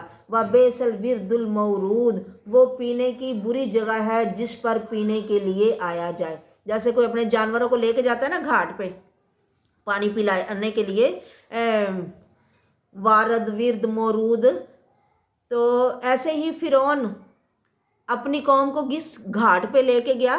آگ کے گھاٹ پہ۔ وَأُتْبِعُوا فِي هَٰذِهِ لَعْنَةً وَيَوْمَ الْقِيَامَةِ، ان پر لعنت لگ گئی اس دنیا میں بھی اور قیامت کے دن بھی۔ بئس الرفد المرفود، یہ بہت برا عطیہ ہے جو کسی کو دیا جائے۔ یہ انباء القریٰ، بستیوں کی خبریں ہیں جو آپ پر اے محمد صلی اللہ علیہ وسلم ہم بیان کرتے ہیں، ان میں سے کچھ کھڑی ہیں اور کچھ کٹ چکی ہیں، یعنی ابھی بھی کئی کھنڈرات موجود ہیں، مطلب ان کو دیکھا جا سکتا ہے، اور کئیوں کے نشان ہی بالکل مٹ چکے ہیں۔ ہم نے ان پر ظلم نہیں کیا لیکن انہوں نے خود اپنے اوپر ظلم کیا، اور ان کے معبود ان کے کسی کام نہ آئے جنہیں یہ اللہ کے سوا پکارتے تھے جب تیرے رب کا حکم ان کے پاس آیا، اور نہیں انہوں نے ان کو زیادہ کیا غیر تتبیب، سوائے خسارے یا ہلاکت کے۔ ایسے ہی تیرے رب کی پکڑ ہے جب پکڑتا ہے وہ بستیوں کو اور وہ ظلم کرنے والی ہوں، بے شک اس کی پکڑ دردناک اور سخت ہے۔ بے شک اس میں نشانی ہے اس کے لیے جو ڈر جائے آخرت کے دن سے۔ یہ دن ہے مجموعون، جس میں سب کو جمع کیا جائے گا، اور یہ دن ہے مشہود، جس میں سب کی حاضری ہوگی۔ ہم نؤخرہ، ان لوگوں کو ڈھیل دیتے ہیں، الی اجل معدود، ایک گنی ہوئی مدت تک، ایک وقت مقرر تک، اور جب وہ وقت آ جاتا ہے پھر کوئی ڈھیل نہیں ملتی۔ جس دن وہ وقت آئے گا کوئی شخص اس کی اجازت کے سوا بات نہیں کرے گا، پھر ان میں سے کوئی بدبخت ہوگا تو کوئی خوش بخت۔ اللہ نے سارے جتنے بھی لوگ بنائے ہیں ان میں سے فرمایا کچھ خوش نصیب ہے کچھ بے نصیب۔ اللہ ہمیں خوش نصیبوں میں کرے اور بد نصیبیوں سے بچائے، بے نصیب لوگوں میں نہ شامل فرمائے۔ اور خوش نصیبی بھی کئی طرح سے ہے، کئی دنیا میں بھی خوش نصیب اور آخرت میں بھی، اور کئی دنیا میں خوش نصیب پر آخرت میں بد نصیب، اور کئی دنیا میں بد نصیب آخرت میں خوش نصیب۔ اللہ خوش نصیبوں میں شامل فرمائے۔ اور خوش نصیب وہ ہیں جو دوزخ سے بچ جائیں اور جنت میں چلے جائیں۔ وہ جو خوش نصیب ہے نا، کچھ خوش نصیب ہیں اور کچھ بے نصیب۔ جو بے نصیب ہیں وہ آگ میں ہوں گے، ان کے لیے وہاں چیخنا اور چلانا ہوگا۔ دوزخ میں گدھوں کی طرح چیخیں گے، چلائیں گے اور شور مچائیں گے، اور وہ وہاں ہمیشہ رہیں گے جب تک آسمان اور زمین رہیں گے، مگر جب ما شاء ربک، مگر جو چاہے تیرا رب، بے شک تیرا رب فعال لما یرید، کرنے والا ہے جو وہ ارادہ کرتا ہے۔ اس سے کئیوں نے سمجھا کہ نہیں جب یہ زمین آسمان ختم ہوں گے تو بھئی عذاب بھی ختم ہو جائے گا۔ نہیں، یہ زمین آسمان ختم نہیں ہونے، ان کی جگہ اللہ نئے زمین آسمان لے آئے گا۔ یوم تبدل الارض غیر الارض والسماوات، جس دن اس زمین کی جگہ نئی زمین آ جائے گی اور اس آسمان کو بھی بدل دیا جائے گا۔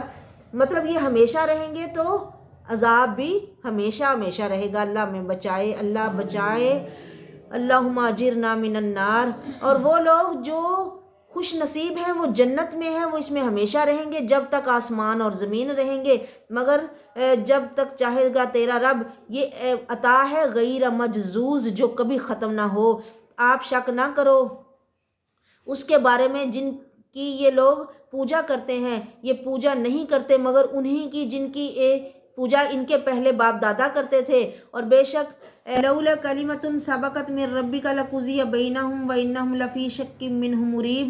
اگر تیرے رب کی بات پہلے لکھی نہ ہوتی تو فیصلہ کر دیا جاتا ان کے درمیان بھی، اور بے شک یہ لوگ گہرے شک میں ہیں۔ یعنی تسلی دی جا رہی ہے نبی صلی اللہ علیہ وسلم کو کہ ان کی حرکتوں پہ آپ کو پریشان ہونے کی ضرورت نہیں، یعنی پہلے لوگ بھی ایسے ہی کرتے رہے ہیں۔ وَإِنَّ كُلًّا لَمَّا لَيُوَفِّيَنَّهُمْ رَبُّكَ أَعْمَالَهُمْ۔ بے شک ان سب کو جب وقت آئے گا تو یقیناً تیرا رب انہیں ان کے اعمال ضرور پورے دے گا، بے شک وہ اس سے جو وہ کر رہے ہیں پوری طرح باخبر ہے۔ بس تم خوب ثابت قدم رہو جیسے تجھے حکم دیا گیا ہے، اور وہ لوگ بھی جنہوں نے تیرے ساتھ توبہ کی، اور حد سے نہ بڑھو، بے شک وہ جو کچھ تم کرتے ہو اسے خوب دیکھنے والا ہے۔ اور ان لوگوں کی طرف نہ جھکو جنہوں نے ظلم کیا، ورنہ تمہیں آگ آ لے گی، اور تمہارے لیے اللہ کے سوا کوئی دوست نہیں ہوں گے، پھر تمہیں مدد نہیں ملے گی۔ نماز پڑھتے رہو دن کے کناروں میں، نماز قائم کرو۔ قائم کا حکم ہے کہ قائم کرو نماز کو دن کے کناروں میں اور رات کی گھڑیوں میں بھی، بے شک نیکیاں لے جاتی ہیں برائیوں کو۔ اب یہاں پانچوں نمازوں کا ذکر ہے، دن کے کناروں میں بھی اور رات کے حصوں میں بھی، اور فرمایا کہ جب نیکیاں کرو گے نا تو گناہ اس سے مٹ جاتے ہیں، دور ہو جاتے ہیں، یا جب کوئی بندہ نیکی کرنا شروع کر دیتا ہے نا تو برائی کا اثر ختم ہونا شروع ہو جاتا ہے۔ یہ ذکر، یہ نصیحت ہے نصیحت حاصل کرنے والوں کے لیے۔ صبر کرو، بے شک اللہ نہیں ضائع کرتا اجر نیکی کرنے والوں کا۔ اگر نہ ہوتا فلولا کان من القرون من قبلکم، پھر ان امتوں میں سے جو تم سے پہلے تھی کچھ بچی کھچی بھلائی والے لوگ کیوں نہ ہوئے جو زمین میں فساد سے منع کرتے، سوائے تھوڑے سے لوگوں کے جنہیں ہم نے ان میں سے نجات دی، اور وہ لوگ جنہوں نے ظلم کیا وہ ان چیزوں کے پیچھے پڑ گئے جن میں انہیں عیش و آرام دیا گیا تھا، اور وہ مجرم تھے۔ تیرا رب کسی بھی بستی کو ہلاک نہیں کرتا ظلم کے ساتھ، حالانکہ اس کے رہنے والے اصلاح کرنے والے یا نیکیاں کرنے والے ہوں۔ اگر تیرا رب چاہتا تو سارے لوگوں کا ایک ہی دین بنا دیتا، ایک ہی امت پہ انہیں جمع کر دیتا، وہ لوگ ہمیشہ اختلاف کرتے رہیں گے، مگر جس پر تیرا رب رحم کرے، اور اسی لیے یا اسی طرح اس نے ان کو پیدا کیا ہے۔ اور پوری ہو گئی تیرے رب کی بات کہ میں جہنم کو بھروں گا جنوں سے بھی اور انسانوں سے بھی۔ اللہ نے پہلے لکھ دیا نا کہ میں جہنم کو بھر دوں گا جنوں سے اور انسانوں سے جو میری نہیں مانے گا۔ وَكُلًّا نَقُصُّ عَلَيْكَ مِنْ أَنْبَاءِ الرُّسُلِ، ہر ایک کے ہم نے قصے بیان کیے آپ پر رسولوں میں سے، مَا نُثَبِّتُ بِهِ فُؤَادَكَ، تاکہ آپ کے دل کو ہم جما سکیں، ثابت قدم رکھ سکیں، تسلی دیں کہ آپ کے ساتھ ہی ایسا نہیں ہو رہا بلکہ آپ سے پہلے لوگوں کے ساتھ بھی ایسا ہی ہوتا رہا ہے۔ اور آیا آپ کے پاس اس میں حق اور نصیحت، اور یہ نصیحت ہے، خیر خواہی ہے مومنین کے لیے، اس میں تذکرہ ہے مومنین کے لیے۔ کہیے ان سے جو ایمان نہیں لاتے وہ کہ عمل کرو اپنی جگہ پر، بے شک ہم بھی عمل کر رہے ہیں، انتظار کرو ہم بھی انتظار کر رہے ہیں۔ اللہ کے لیے ہے آسمان و زمینوں کا غیب، اور اسی کی طرف سارے معاملات لٹائے جائیں گے، کلہ، سارے کے سارے، فاعبدہ، اسی کی پوجا کرو، وتوکل علیہ، اور بھروسہ بھی اسی پر رکھو۔ وما ربک بغافل عما تعملون، تیرا رب بے خبر نہیں ہے تمہارے عملوں سے جو تم کرتے ہو۔ اب سورۃ یوسف ہے، بسم اللہ الرحمن الرحیم۔ کہتے ہیں یہ سورۃ مکی ہے۔ مکہ میں رسول اللہ صلی اللہ علیہ وسلم اور دوسرے مسلمانوں پر جس طرح اپنے ہی عزیز اور رشتہ داروں نے ظلم و ستم کے پہاڑ توڑے، آپ اس پر بہت غم زدہ رہتے تھے۔ بعض دفعہ آپ انہیں یہ کہتے کہ اگر میری بات تم نہیں مانتے ہو تو نہ مانو بھائی تمہاری مرضی، پر کم از کم ان بیچاروں کے بارے میں کوئی رشتہ داری کا تو خیال کرو۔ پر وہ لوگ اتنے مطلب عداوت میں آگے نکل گئے تھے کہ وہ انہیں بڑی سخت سزائیں دیتے جو بھی مسلمان ہو جاتا، جو بھی کلمہ پڑھتا۔ کہتے ہیں یہ سورت پڑھنے سے غم دور ہوتے ہیں۔ الف لام را، یہ حروف مقطعات ہیں، ان کا مطلب اللہ جانتا ہے۔ تلک آیات الکتاب المبین، اس میں بیان کرنے والی کتاب کی آیتیں ہیں۔ انا انزلناہ قرآنا عربیا لعلکم تعقلون، ہم نے اس قرآن کو عربی میں نازل کیا ہے تاکہ تم میں عقل والے بن جاؤ۔ قرآن کو پڑھ پڑھ کے عقل آ جاتی ہے، قرآن کو پڑھنے سے، سننے سے، اچھی محفلوں میں بیٹھنے سے انسان دانا اور عقل مند ہو جاتا ہے۔ فرمایا ہم نے یہ عربی زبان میں قرآن نازل کیا ہے تاکہ تمہیں عقل آ جائے، تم سمجھدار بن جاؤ۔ ہم آپ پر قصہ بیان کرتے ہیں، اچھا قصہ جو ہم نے وحی کیا ہے آپ پر اس قرآن میں۔ اس قصے سے آپ اس سے پہلے بے خبر تھے، یعنی آپ کو نہیں پتا تھا۔ جتنے بھی قصے اللہ نے اپنے نبی کو سنائے ہیں سب کے بارے میں یہی فرمایا نا کہ آپ کو ان کا نہیں پتا تھا، یہ ہم غیب سے سنا رہے ہیں۔ جب یوسف نے اپنے باپ سے کہا اے ابا جان، میں نے 10 ستارے اور ایک سورج اور ایک چاند کو دیکھا ہے کہ وہ مجھے سجدہ کر رہے ہیں، تو باپ کہنے لگے اے میرے پیارے بیٹے، اپنا خواب کسی کو نہ سنانا، اپنا خواب اپنے بھائیوں کو نہ سنانا، نہیں تو وہ آپ کے خلاف کوئی چال یا کوئی مکر کریں گے یا کوئی تدبیر کریں گے، کوئی سازش نہ کریں۔ بے شک شیطان انسان کا کھلا دشمن ہے، اور ایسے ہی تیرا رب، اس نے تجھے چن لیا ہے اور تجھے وہ سکھائے گا من تعویل الاحادیث، باتوں کی حقیقت، اور وہ پورا کرے گا تیرے اوپر اپنی نعمت، وعلی آل یعقوب، اور یعقوب کی آل پر بھی، جیسے اس نے پورا کیا اس کو تیرے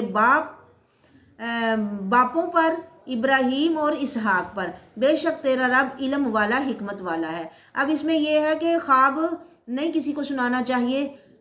بڑے اچھا خواب دیکھو نا تو کسی مخلص کو آپ یا کسی اچھے علم والے کو سنا سکتے ہو جو آپ کا مخلص ہو، اور برا خواب آئے تو کسی کو بھی نہ بتاؤ، بلکہ اس کا طریقہ نبی صلی اللہ علیہ وسلم نے بتایا ہے کہ جب کوئی برا خواب آئے تو 3 دفعہ اعوذ باللہ پڑھ کے اپنے بائیں طرف تھو تھو کر دو اور کروٹ بدل کے سو جاؤ، صدقہ خیرات کرو، صدقے سے بھی بلائیں ٹال جاتی ہیں نا، پھر اس طرح وہ برائی، اس خواب کی برائی تمہیں کوئی نقصان نہیں پہنچائے گی۔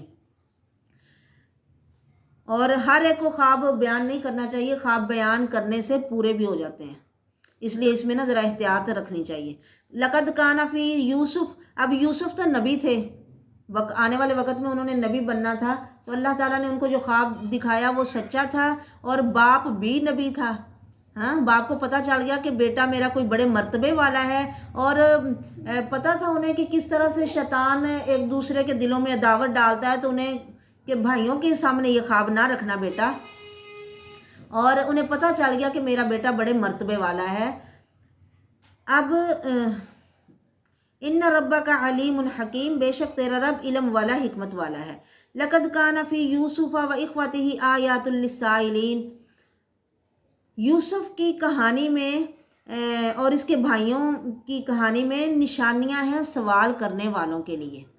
اب یوسف نبی، یعقوب نبی، اور ان کا باپ اسحاق نبی، ان کا باپ ابراہیم نبی، یہ شان اللہ نے صرف ان کو ہی دی ہے کہ پیڑھی در پیڑھی سارے نبی، کریم بن کریم بن کریم بن کریم، یوسف بن یعقوب بن اسحاق بن ابراہیم، یعنی بیٹا بھی شان والا، باپ بھی شان والا، دادا بھی شان والا، پردادا بھی شان والا، سارے عزت والے۔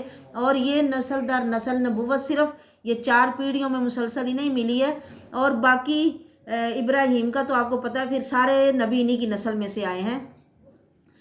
اب یوسف کا قصہ اللہ بیان کر رہے ہیں کہ ان میں بہت سے نشانیاں ہیں۔ جس طرح یوسف کے بھائیوں نے انہیں تنگ کیا، ایسے ہی نبی صلی اللہ علیہ وسلم کو بھی ان کے اپنے ہی رشتہ داروں نے تنگ کیا، کتنا تنگ کیا کہ نکلنا ہی پڑا۔ جیسے یوسف کنویں میں رہے، ایسے ہمارے نبی غارے شور میں ہیں چھپے رہے۔ اور جس طرح پھر اللہ تعالیٰ یہ بتانا چاہ رہے ہیں یہ پوری بات سنانے کے بعد کہ جیسے یوسف کو اللہ نے اونچا مقام دیا، اور بھائیوں نے خود भाई नहीं चाहते थे कि यूसुफ को कोई अच्छाई मिले या इसे ऊंचा मर्तबा भी मिले या इसे नबूवत मिले, इसीलिए इसी हसद में आके उन्होंने उसे मारा और मारने का प्रोग्राम बनाया ना। लेकिन जो काम उन्होंने किया ना चाहते हुए, यानी उन्हीं के करने से ही यूसुफ को ऊंचा मर्तबा मिला ना। ऐसे ही मतलब ये मक्का के काफर जो आप सल्लल्लाहु अलैहि वसल्लम पे तंगियां कर रहे हैं, सख्तियां कर रहे हैं, एक वक्त आएगा जैसे यूसुफ के भाई उनके पास पहुंच गए और उन्हें पता ना चला कि हम उसी के पास आ गए हैं जिस पे हमने बड़े जुल्म किए थे, ऐसे ये भी आपके पास आएंगे। और जैसे फरमाया यूसुफ के दौर में कहत पड़ा था, ऐसे ही मक्का वालों को भी कहत का सामना करना पड़ा। और जैसे भाई वहाँ गल्ला लेने गए, ऐसे ही ये मक्का वाले भी नबी सल्लल्लाहु अलैहि वसल्लम के पास आए और आके फिर बड़ा कहने लगे कि हम आपके ख़ानदान के लोग हैं, आपकी बरादरी के लोग हैं, आपके अपने भूखे मर रहे हैं, मोहम्मद कुछ कीजिए। हाँ, जब अपनी बारी आती है फिर कोई लिहाज नहीं करते, लेकिन जब खुद पे पड़ती है फिर बड़ी मिन्नतें समाजतें करते हैं। फरमाया इसमें निशानियां हैं सवाल करने वालों के लिए। जब उन्होंने कहा कि यूसुफ और उसका भाई बिन्यामीन, वो एक माँ से थे दोनों, ये ज़्यादा प्यारे हैं हमारे अब्बा को हमसे, और हम तो एक बड़ी जमात हैं, वो 10 थे। बेशक हमारा बाप लफ़ी ज़लाल मुबीन, ये बड़ी गलती पे है कि जो छोटों को, जो किसी काम के नहीं है, उन्हें ज़्यादा प्यार करते हैं और हमें नहीं करते। कत्ल कर दो यूसुफ को या इसे किसी कुएं में डाल दो कि तुम्हारे बाप की तवज्जो इससे हटे वो, और वो तुम्हारे ऊपर रहमत शफकत करें या मोहब्बत से तुम्हें देखें। जितनी वो मोहब्बत इन पे करते हैं, जब ये नहीं होंगे तो फिर वो हम पे करेंगे और हम इसके बाद अच्छे बन जाएंगे। अमूमन इस शैतान ऐसे इंसान को धोखा देता है ना, कोई नहीं ये गलती कर लें, ये गुनाह कर लें, कोई नहीं ये कर लेते हैं, फिर माफ़ी मांग लेंगे। अल्लाह कहते हैं नहीं, तुम हर वक्त मुसलमान बन के रहो और तुम्हें मौत ना आए मगर इस्लाम में, क्योंकि कोई पता नहीं कब आखिरी वक्त आ जाए ना। मतलब हर वक्त बंदे को कोशिश करनी चाहिए कि मैं फर्मा बरदार बन के रहूं। कहा उन भाइयों में से एक कहने वाले ने, कत्ल ना करो, इसे किसी अंधे कुएं में डाल दो, यल तकित हु बाजु सैयारा, कोई मुसाफिर उसे ले जाएंगे। अगर तुमने इसे वाकई फेंकना है या मतलब अपने बाप से दूर करना है तो कत्ल ज़रूर करना है, वैसे ही किसी कुएं में डाल दो। वो कहने लगे, ए हमारे अब्बा जान, आप हम पे भरोसा नहीं करते, यूसुफ के बारे में कोई एतबार नहीं करते और हमें हमारे साथ इसे जाने नहीं देते, हालांकि हम इसके खैर खां हैं, इसे हमारे साथ भेजो, हम मतलब इसे ले जाएं और ये हमारे साथ वहाँ खेले और खाए पिए और हम इसकी हिफाजत करेंगे। बाप कहने लगे, बेशक मुझे ये बात गमगीन करती है कि तुम इसे ले जाओ और उसे कोई भेड़िया खा जाए और तुम्हें पता ही ना हो कि तुम अपनी खेल में या अपने काम में, और ये अभी बच्चा है, इसे कोई भेड़िया ही नुकसान ना पहुंचा दे। वो कहने लगे, हम इतने ज़्यादा, इतनी जमात है हमारे होते हुए भी इसे भेड़िया खा जाए, फिर हम तो बड़े ही नुकसान में चले गए। बस जब वो उसको ले गए और उन्होंने वो कर लिया जो भी उन्होंने एक प्रोग्राम बनाया था और उसे कुएं में डाल दिया, तो हमने यूसुफ पे वही की, उसके दिल में ये बात डाली कि यूसुफ तू एक दिन आएगा कि इनको ये सारी बातें बताओगे जो ये कर रहे हैं, एक वक्त ऐसा आएगा। यानी आप गमगीन या परेशान नहीं होना। यानी अल्लाह ताला, अब आप देख लो कितनी बड़ी मुसीबत है कि अपने सगे भाई कैसे कुएं में डाल दें और नीचे कुएं की तह में गिरना किस कदर दुख दर्द वाली बात है ना। तो अल्लाह तब भी क्या कह रहे हैं कि परेशान नहीं होना, गमगीन नहीं होना, बल्कि सब्र के साथ और हिम्मत हौसले के साथ अल्लाह जिस तरह की भी हालत हो, जिस तरह के भी हालात हों, उन पे अल्लाह का फर्माबरदार बन के रहना। ऐसे ही जब नबी अलैहिस्सलाम गारे सौर में थे तो तब भी क्या कहा था, ला तहज़न, गमगीन नहीं होना, परेशान नहीं होना, जैसी भी हालत हो ना, अल्लाह का साथ हमारे साथ है, अल्लाह हमारे साथ है। हम अल्लाह पे भरोसा रखना चाहिए, कोई भी परेशानी आए उस पर परेशान होने की बजाय उसकी दी हुई नेमतों को जिक्र करना है। यानी अब यूसुफ को आने वाली एक अच्छी नेमत की खुशखबरी दी जा रही है ना, कि एक वक्त आएगा तुम वाकया में ही बड़े बन जाओगे और इन्हें फिर सारी इनकी बातें बताओगे जो इन्होंने किया है। इसलिए कहते हैं जो परेशान या गमगीन हो ना, उससे आप पूछो कि गमों को एक तरफ छोड़ दो और जो इससे पहले या अपने ही नेमत याद करो। जब बंदा नेमत याद करता है ना, फिर गम का असर हल्का हो जाता है ना। وہ درد وہ تکلیف کم پڑ جاتی ہے۔ اس لیے فرمایا نعمتیں یاد کیا کرو اور دکھوں پہ ہر وقت دکھ نہ کرتے رہا کرو اور غمگین نہ رہو، کیونکہ شیطان چاہتا ہے کہ تم دکھ میں رہو، درد میں رہو، پریشان ہی ہوتے رہو، پر اللہ کیا چاہتا ہے کہ میرے بندے شکر گزار بنیں اور خوش رہیں اور اچھے رہیں، اچھے مزاج والے بن کے رہیں۔ وجاؤ اباہم عشاء یبکون، وہ لوگ شام کو آئے جب مطلب اندھیرا آگ سارا پھیل گیا تو اپنے ابا کے پاس روتے ہوئے آئے، کہنے لگے اے ابا ہم دوڑ میں ایک دوسرے سے آگے نکلنے کے لیے چل پڑے اور یوسف کو ہم نے اپنے سامان کے پاس چھوڑ دیا، اسے تو بھیڑیا کھا گیا، آپ نے ہماری بات ماننی نہیں اگرچہ ہم سچ ہی کیوں نہ بولیں۔ یہ بھی ایک پینترا ہوتا ہے نا اگلے کو اپنی بات منوانے کا، میں جتنا بھی سچ کہوں آپ نے ماننا نہیں، حالانکہ خود پتہ ہے ہم جھوٹے ہیں۔ وہ لے کے آئے قمیص جھوٹا خون لگا کے، یعقوب نبی نے وہ قمیص پکڑ کے فوراً، اب چوٹ پڑی نا دل پہ، چھوٹا اتنا چھوٹا بچہ اور وہ باپ کو نہیں اب نظر آیا تو کتنا درد اور کتنی تکلیف انہیں پہنچی ہے، تو انہوں نے فوراً کہا فصبر جمیل، آپ لوگوں نے ایک بات بنا لی ہے پر صبر ہی اچھا ہے، یعنی جس طرح کے بھی حالات ہوں فوراً صبر کرنا ہے۔ اور مسلمانوں کو اب کیا سکھایا گیا، انا للہ و انا الیہ راجعون، بالآخر تو رو دو کہ صبر کرنا ہی ہوتا ہے، پر صبر وہ ہے جو صدمے کے شروع میں کیا جائے، پہلی چوٹ پہ کیا جائے، دیکھیں جیسے یعقوب نے کیا، صبر جمیل۔ اور واللہ المستعان علی ما تصفون، اور میں اللہ سے ہی مدد مانگتا ہوں جو تم بیان کرتے ہو۔ اب ایک قافلہ آیا اور انہوں نے اپنا ڈول ڈالا پانی نکالنے کے لیے، تو جب انہوں نے دیکھا تو وہ کہنے لگے واہ واہ بڑی خوشخبری ہے، یہ تو ایک لڑکا نکل آیا ہے، اور انہوں نے اسے ایک قیمتی شے سمجھ کے اپنے سامان میں چھپا لیا کہ اسے ہم لے جائیں گے اور وہاں بیچیں گے اور پیسے کمائیں گے۔ انہیں نہیں پتا تھا کہ ہمارے ہاتھ آنے والا تو ہیرا ہے، وہ نبی ہے، وہ وقت کا بادشاہ ہوگا، ورنہ وہ اسے کیوں بیچتے، اور اللہ جاننے والا ہے جو وہ کرتے ہیں۔ انہوں نے اسے بیچ دیا چند درموں میں بھائیوں نے، اور انہیں اس کی کوئی پرواہ نہیں تھی، وہ اس سے بے رغبت تھے، اور یوسف کو خرید کر لے گیا مصر کا بادشاہ یا وزیر، مطلب کوئی بڑے عہدے والا بندہ اسے خرید کر لے گیا۔ اللہ کی آپ حکمتیں دیکھیں، اب کتاب قرآن مجید کہاں سے آئی ہے؟ لوح محفوظ سے، جس میں اللہ نے تقدیر کا علم لکھا ہے نا، سارے سب جو کچھ ہونا ہے، ہم ان باتوں کو پڑھ کے نا تقدیر کو سمجھ سکتے ہیں کہ ہر کام میں ایک ایک کام میں اللہ کی کتنی کتنی حکمتیں ہیں۔ اب یوسف نبی وہاں سے جدا ہو رہے ہیں، دکھ بھی ہے، درد بھی ہے، لیکن اللہ کی حکمتیں دیکھیں کہ یوسف نبی اس بستی میں رہ کے وہ کچھ نہیں سیکھ سکتے جو انہوں نے ایک محل میں رہ کے پرورش پا کے، جو ایک محل کے طور طریقے انہوں نے سیکھنے ہیں کہ کل کو انہیں بادشاہت ملنی ہے تو بادشاہی کے قانون اور ان کے وہ ساری چیزیں وہ ایک محل میں پروان چڑھ کے وہ جو سیکھیں گے۔ تو اللہ نے ان کی محل میں پرورش کروائی۔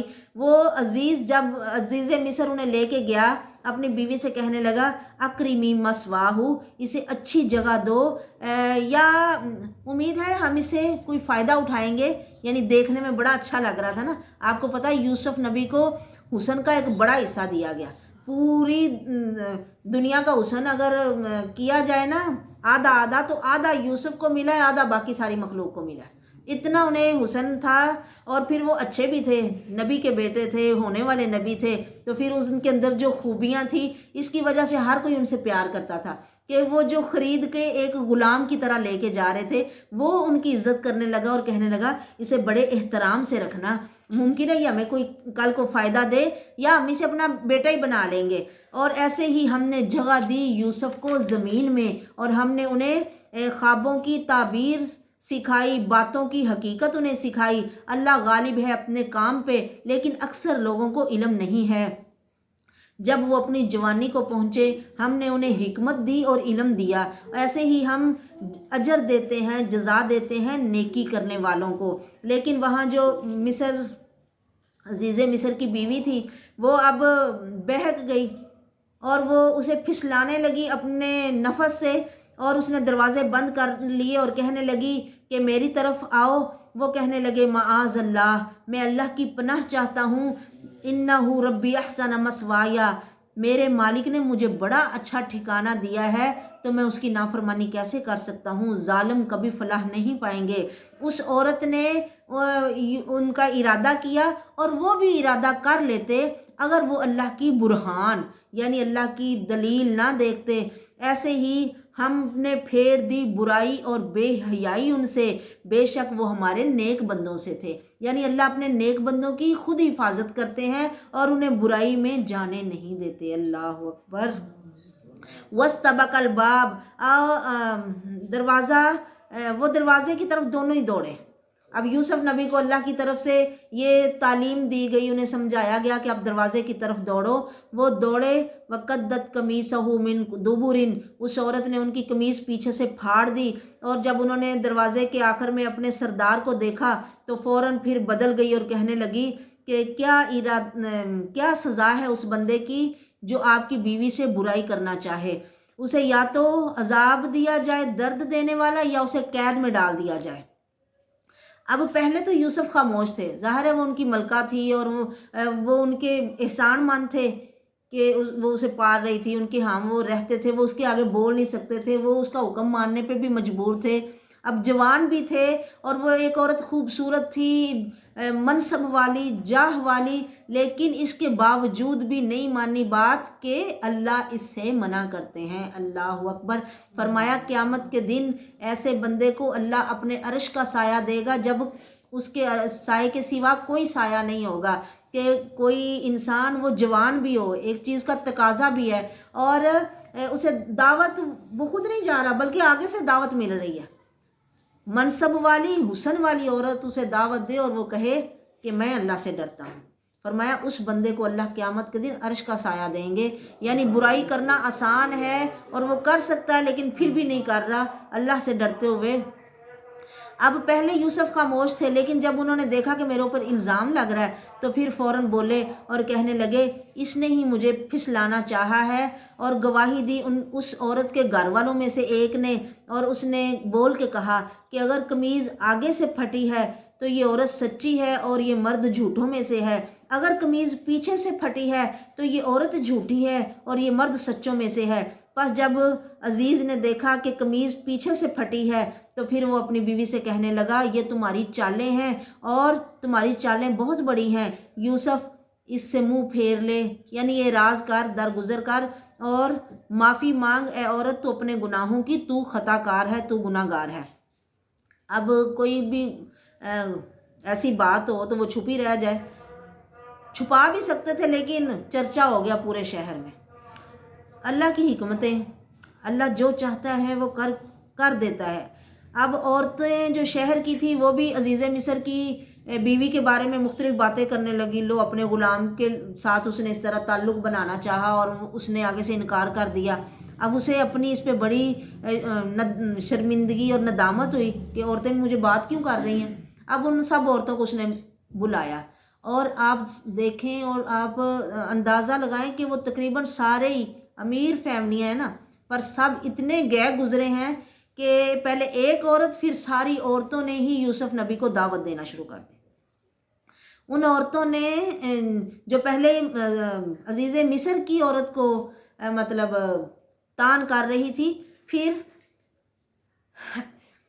جب اس نے دعوت انہیں دے دی کہ آؤ آپ سب کی دعوت ہے، میرے گھر میں آؤ، انہیں دعوت دی اور یوسف سے کہا کہ ان کے سامنے نکلو، ان کے تکیے لگائے، ان کے آگے کھانے وغیرہ رکھے اور ان کو نے ایک ایک چھری پکڑا دی۔ اب جب انہوں نے ایسے یوسف نبی کو دیکھا، وہ اتنے خوبصورت تھے، اتنے حسن والے تھے اور پھر نیک تھے، حسن ہو اور نیکی بھی ہو، پھر اس بندے کی ایک الگ سے ہی خوبی اور زیادہ، وہ اس کی نیکی بھی اس کی خوبصورتی پہ اور زیادہ اسے خوبصورت بنا دیتی ہے۔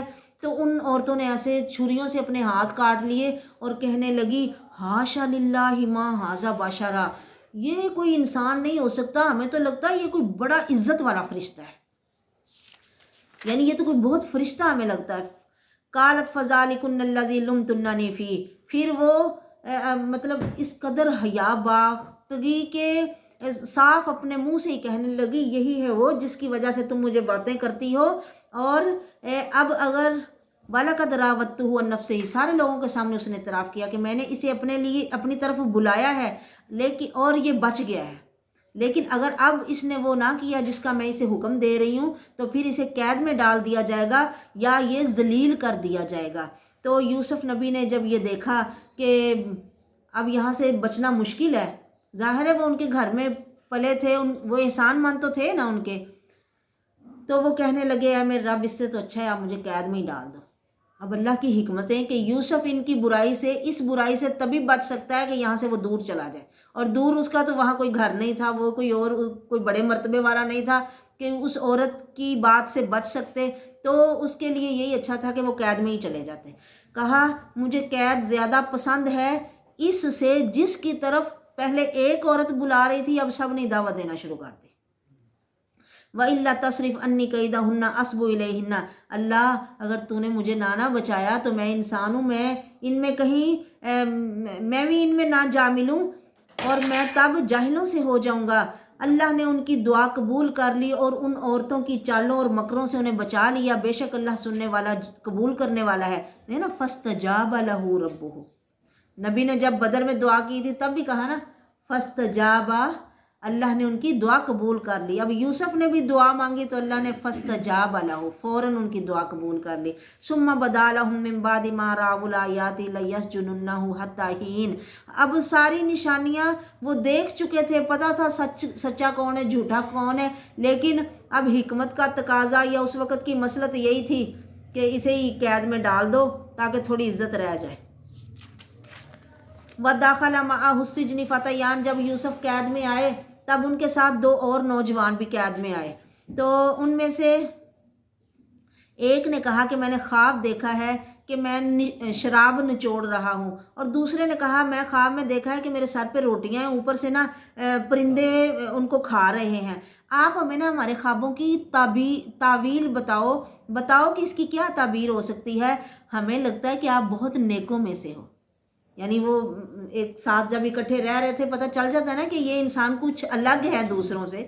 اب دیکھیں یوسف اس سے پہلے بھی وہاں رہ رہے تھے لیکن نہیں بات کی، جب انہوں نے کوئی بات کی تو تب انہیں موقع ملا کہ اب میں انہیں اللہ کی توحید کی دعوت دوں، تو کہنے لگے کہ تمہارا کھانا آنے سے پہلے میں تمہیں بتاتا ہوں ان تمہارے خواب کی تعبیر، اور یہ میں اپنے طرف سے نہیں بتاؤں گا، یعنی یہ میرا اپنا علم نہیں ہے بلکہ یہ مجھے اللہ کی طرف سے بتایا گیا ہے، اور میں نے چھوڑ دیا ہے اپنی قوم کا دین جو اللہ اور آخرت کو نہیں مانتے، جو کافر ہیں، اور میں نے پیروی کی ہے اپنے باپوں ابراہیم، اسحاق اور یعقوب کے دین کی۔ ہمیں اللہ کے ساتھ کسی کو شریک نہیں کرنا چاہیے، یہ من فضل اللہ علینا، ہم پر اللہ کا فضل ہے، وعلی الناس، اور لوگوں پر بھی اللہ کا فضل ہے، لیکن لوگوں میں سے اکثر شکر نہیں کرتے اور اللہ کے ساتھ دوسروں کو شریک ٹھہراتے ہیں۔ پھر انہیں محبت سے سمجھانے لگے اے میری قید کے ساتھیوں مجھے بتاؤ ارباب متفرقون خیر ام اللہ الواحد القہار، کیا بہت سارے رب اچھے ہیں یا ایک ہی جو بڑا زبردست ہو؟ تم جن کی پوجا کرتے ہو وہ ناموں کے سوا کچھ نہیں ہے جو تمہارے باپ دادا نے رکھ لیے ہیں، ان کی عبادت کی اللہ نے کوئی دلیل نہیں اتاری۔ ان الحکم الا للہ، حکم صرف اللہ کا چلتا ہے، اس نے حکم دیا ہے کہ تم صرف اسی ایک اللہ کی پوجا کرو، یہی سیدھا دین ہے، لیکن اکثر لوگ علم نہیں رکھتے۔ اے قید کے ساتھیوں تم میں سے ایک اپنے مالک کو شراب پلائے گا، ایک پہلے شراب پلانے والا تھا نا ساقی، اور فرمایا وہ اپنی ڈیوٹی پہ واپس چلا جائے گا، اور جو دوسرا ہے اس کو سولی دے دی جائے گی اور اس کے سر سے پرندے اس کا گوشت نوچ نوچ کے کھا لیں گے، اور فیصلہ کر دیا جائے گا کام کا، یعنی یہ کام ایسے ہی ہونا ہے جیسے میں نے بتا دیا ہے، جو تم نے مجھ سے فتویٰ مانگا ہے یا مجھ سے پوچھا ہے نا یہ ایسے ہی ہوگا۔ اب جس کے بارے میں یوسف نبی کو پتا تھا کہ اس کو نجات ملنی ہے، اس سے کہا کہ اپنے مالک کے سامنے جا کے نا میری بھی بات کرنا، اب تم تو جا رہے ہو نا تو میرا بھی ذکر اس سے کرنا۔ پر شیطان نے اس بندے کو یوسف نبی کا ذکر اپنے مالک کے سامنے کرنا بھلا دیا۔ اب یوسف نبی کئی سال قید میں رہے، اور بادشاہ نے ایک خواب دیکھا، پھر اس نے کہا کہ میں نے 7 گائے دیکھی ہیں موٹی تازی، اور 7 ہی سر سبز بالیاں دیکھی ہیں، اور 7 میں نے پتلی سوکھی گائیں دیکھی ہیں جو موٹی گائیوں کو کھا گئی ہیں، اور 7 سبز بالیاں دیکھی ہیں، اور 7 خشک بالیاں دیکھی ہیں۔ اے سردارو، مجھے بتاؤ میرے خواب کے بارے میں، اگر تم میں سے کوئی تعبیر کرنے والا ہے۔ انہوں نے کہا اضغاث احلام، یعنی یہ پریشان خواب ہے، ان خوابوں کی کوئی تعبیر نہیں ہوتی، یعنی ایسی پریشانی کے لیے ہی آتے ہیں۔ وما نحن بتاویل الاحلام بعالمین، ایسے خوابوں کی کوئی تعبیر نہیں ہوتی۔ اب وہ جو ساقی تھا شراب پلانے والا، اتنے سالوں بعد جب بادشاہ کو خواب آیا تو پھر اسے یاد آیا، وہ قید میں میرا ایک ساتھی تھا، اس نے میری بڑی اچھی تعویل کی تھی، اور جیسے ہی اس نے کہا تھا ویسے ہی ہوا۔ تو پھر وَذَّكَرَ بَعْدَ أُمَّةٍ، ایک بڑی مدت کے بعد اس کو یہ بات یاد آئی، پھر کہنے لگا میں تمہیں بتاتا ہوں اس کی تعویل کرنے والے کے بارے میں، مجھے اس کے پاس بھیجو۔ جا کے اس نے کہا یوسف ایھا الصدیق، اے بڑے سچے، یعنی جو تیری زبان سے نکلتا ہے وہ تو بہت سچ ہوتا ہے، ہمیں بتا، ایک خواب دیکھا ہے 7 موٹی گائیں ہیں جن کو کھا جاتی ہیں، 7 پتلی گائیں، اور 7 سبز بالیاں ہیں، اور ان کے ساتھ ہی 7 خشک بالیاں ہیں۔ میں واپس جاؤں اور انہیں بتاؤں تاکہ انہیں بھی پتہ چلے۔ تو یوسف نبی نے بتایا کہ 7 سال تم کھیتی باڑی کرو گے اور تمہاری فصل خوب بڑھے گی، پھلے پھولے گی، جو بھی تم کاشت کرو گے تم انہیں اس کے سٹوں میں ہی محفوظ کر لو گے، ہاں جو تھوڑا تم نے کھانا ہوگا وہ تم سٹوں سے نکال لو گے۔ پھر اس کے بعد 7 سخت سال آئیں گے جن میں جو بھی تم نے پہلے جمع کیا ہوگا نا وہ سارا ہی تقریباً ختم ہو جائے گا، ہاں جو تم تھوڑا بچا کے رکھ لو۔ پھر اس کے بعد 1 سال آئے گا جس میں تم لوگوں پہ بارش برسے گی، وفیہ یاسرون، اور پھر تم اس میں خوب رس نچوڑ کے کھا پی سکو گے۔ وقال الملک اتونی، اب جا کے اس نے مالک کو، بادشاہ کو یہ خواب کی تعبیر بتائی تو وہ کہنے لگا واہ واقعی بڑی اچھی تعبیر اس نے کی ہے۔ پھر کہنے لگا کہ وہ تو کوئی بڑا ہی علم والا انسان ہے جو مطلب قید میں رہ رہا ہے، اسے میرے پاس لے آؤ کہ اسے جیل میں نہیں ہونا چاہیے۔ ایک جوہری کو ہی پتہ ہے نا کہ ہیرے کی موتی کی قیمت قدر کیا ہے، نہیں تو عام بندوں کو کیا پتہ کس کی کتنی قیمت ہے۔ اب اس بادشاہ نے پہچان لیا کہ یہ بندہ بڑا قیمتی ہے، تو جب اس کا بھیجا ہوا یوسف نبی کے پاس آیا تو یوسف نبی نے کہا کہ نہیں میں نے ایسے نہیں اب جانا یہاں سے، تم جاؤ اور ان سے پوچھو کہ وہ عورتوں والا معاملہ کیا ہے، کہ ان کے اوپر ظاہر ہے کہ نظام لگا کے اندر داخل کیا گیا تھا، قید میں چھوڑا گیا تھا، تو کہنے لگے وہ میں الزام جو میرے اوپر لگا ہے پہلے میں اس سے بری ہو جاؤں تو پھر میں یہاں سے نکلوں گا۔ بے شک میرا رب ان کے مکروں کو جانتا ہے، یعنی میرے رب کو تو سارا پتہ ہے لیکن لوگوں کو بھی تو پتہ چلے نا کہ صحیح کیا ہے۔ کہ امیر طبقے نے اپنا گناہ چھپانے کے لیے غریب کو، غلام کو، جو ان کی نظر میں تب ان کی اتنی اہمیت نہیں تھی، اسے قید میں ڈال دیا اور اپنی عزت بچا لی۔ اب ذرا اسے مطلب کھولو، رب کھولنا چاہتا ہے۔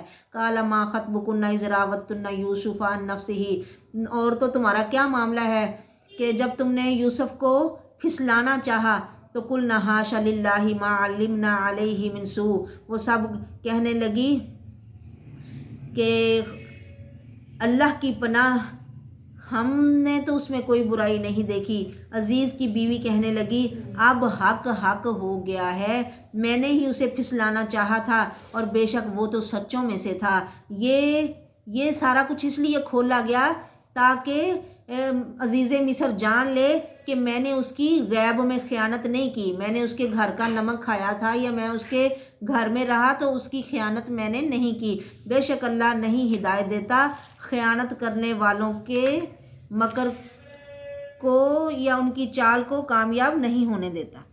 وما علیہ الا البلاغ وآخر دعوانا الحمد للہ رب العالمین۔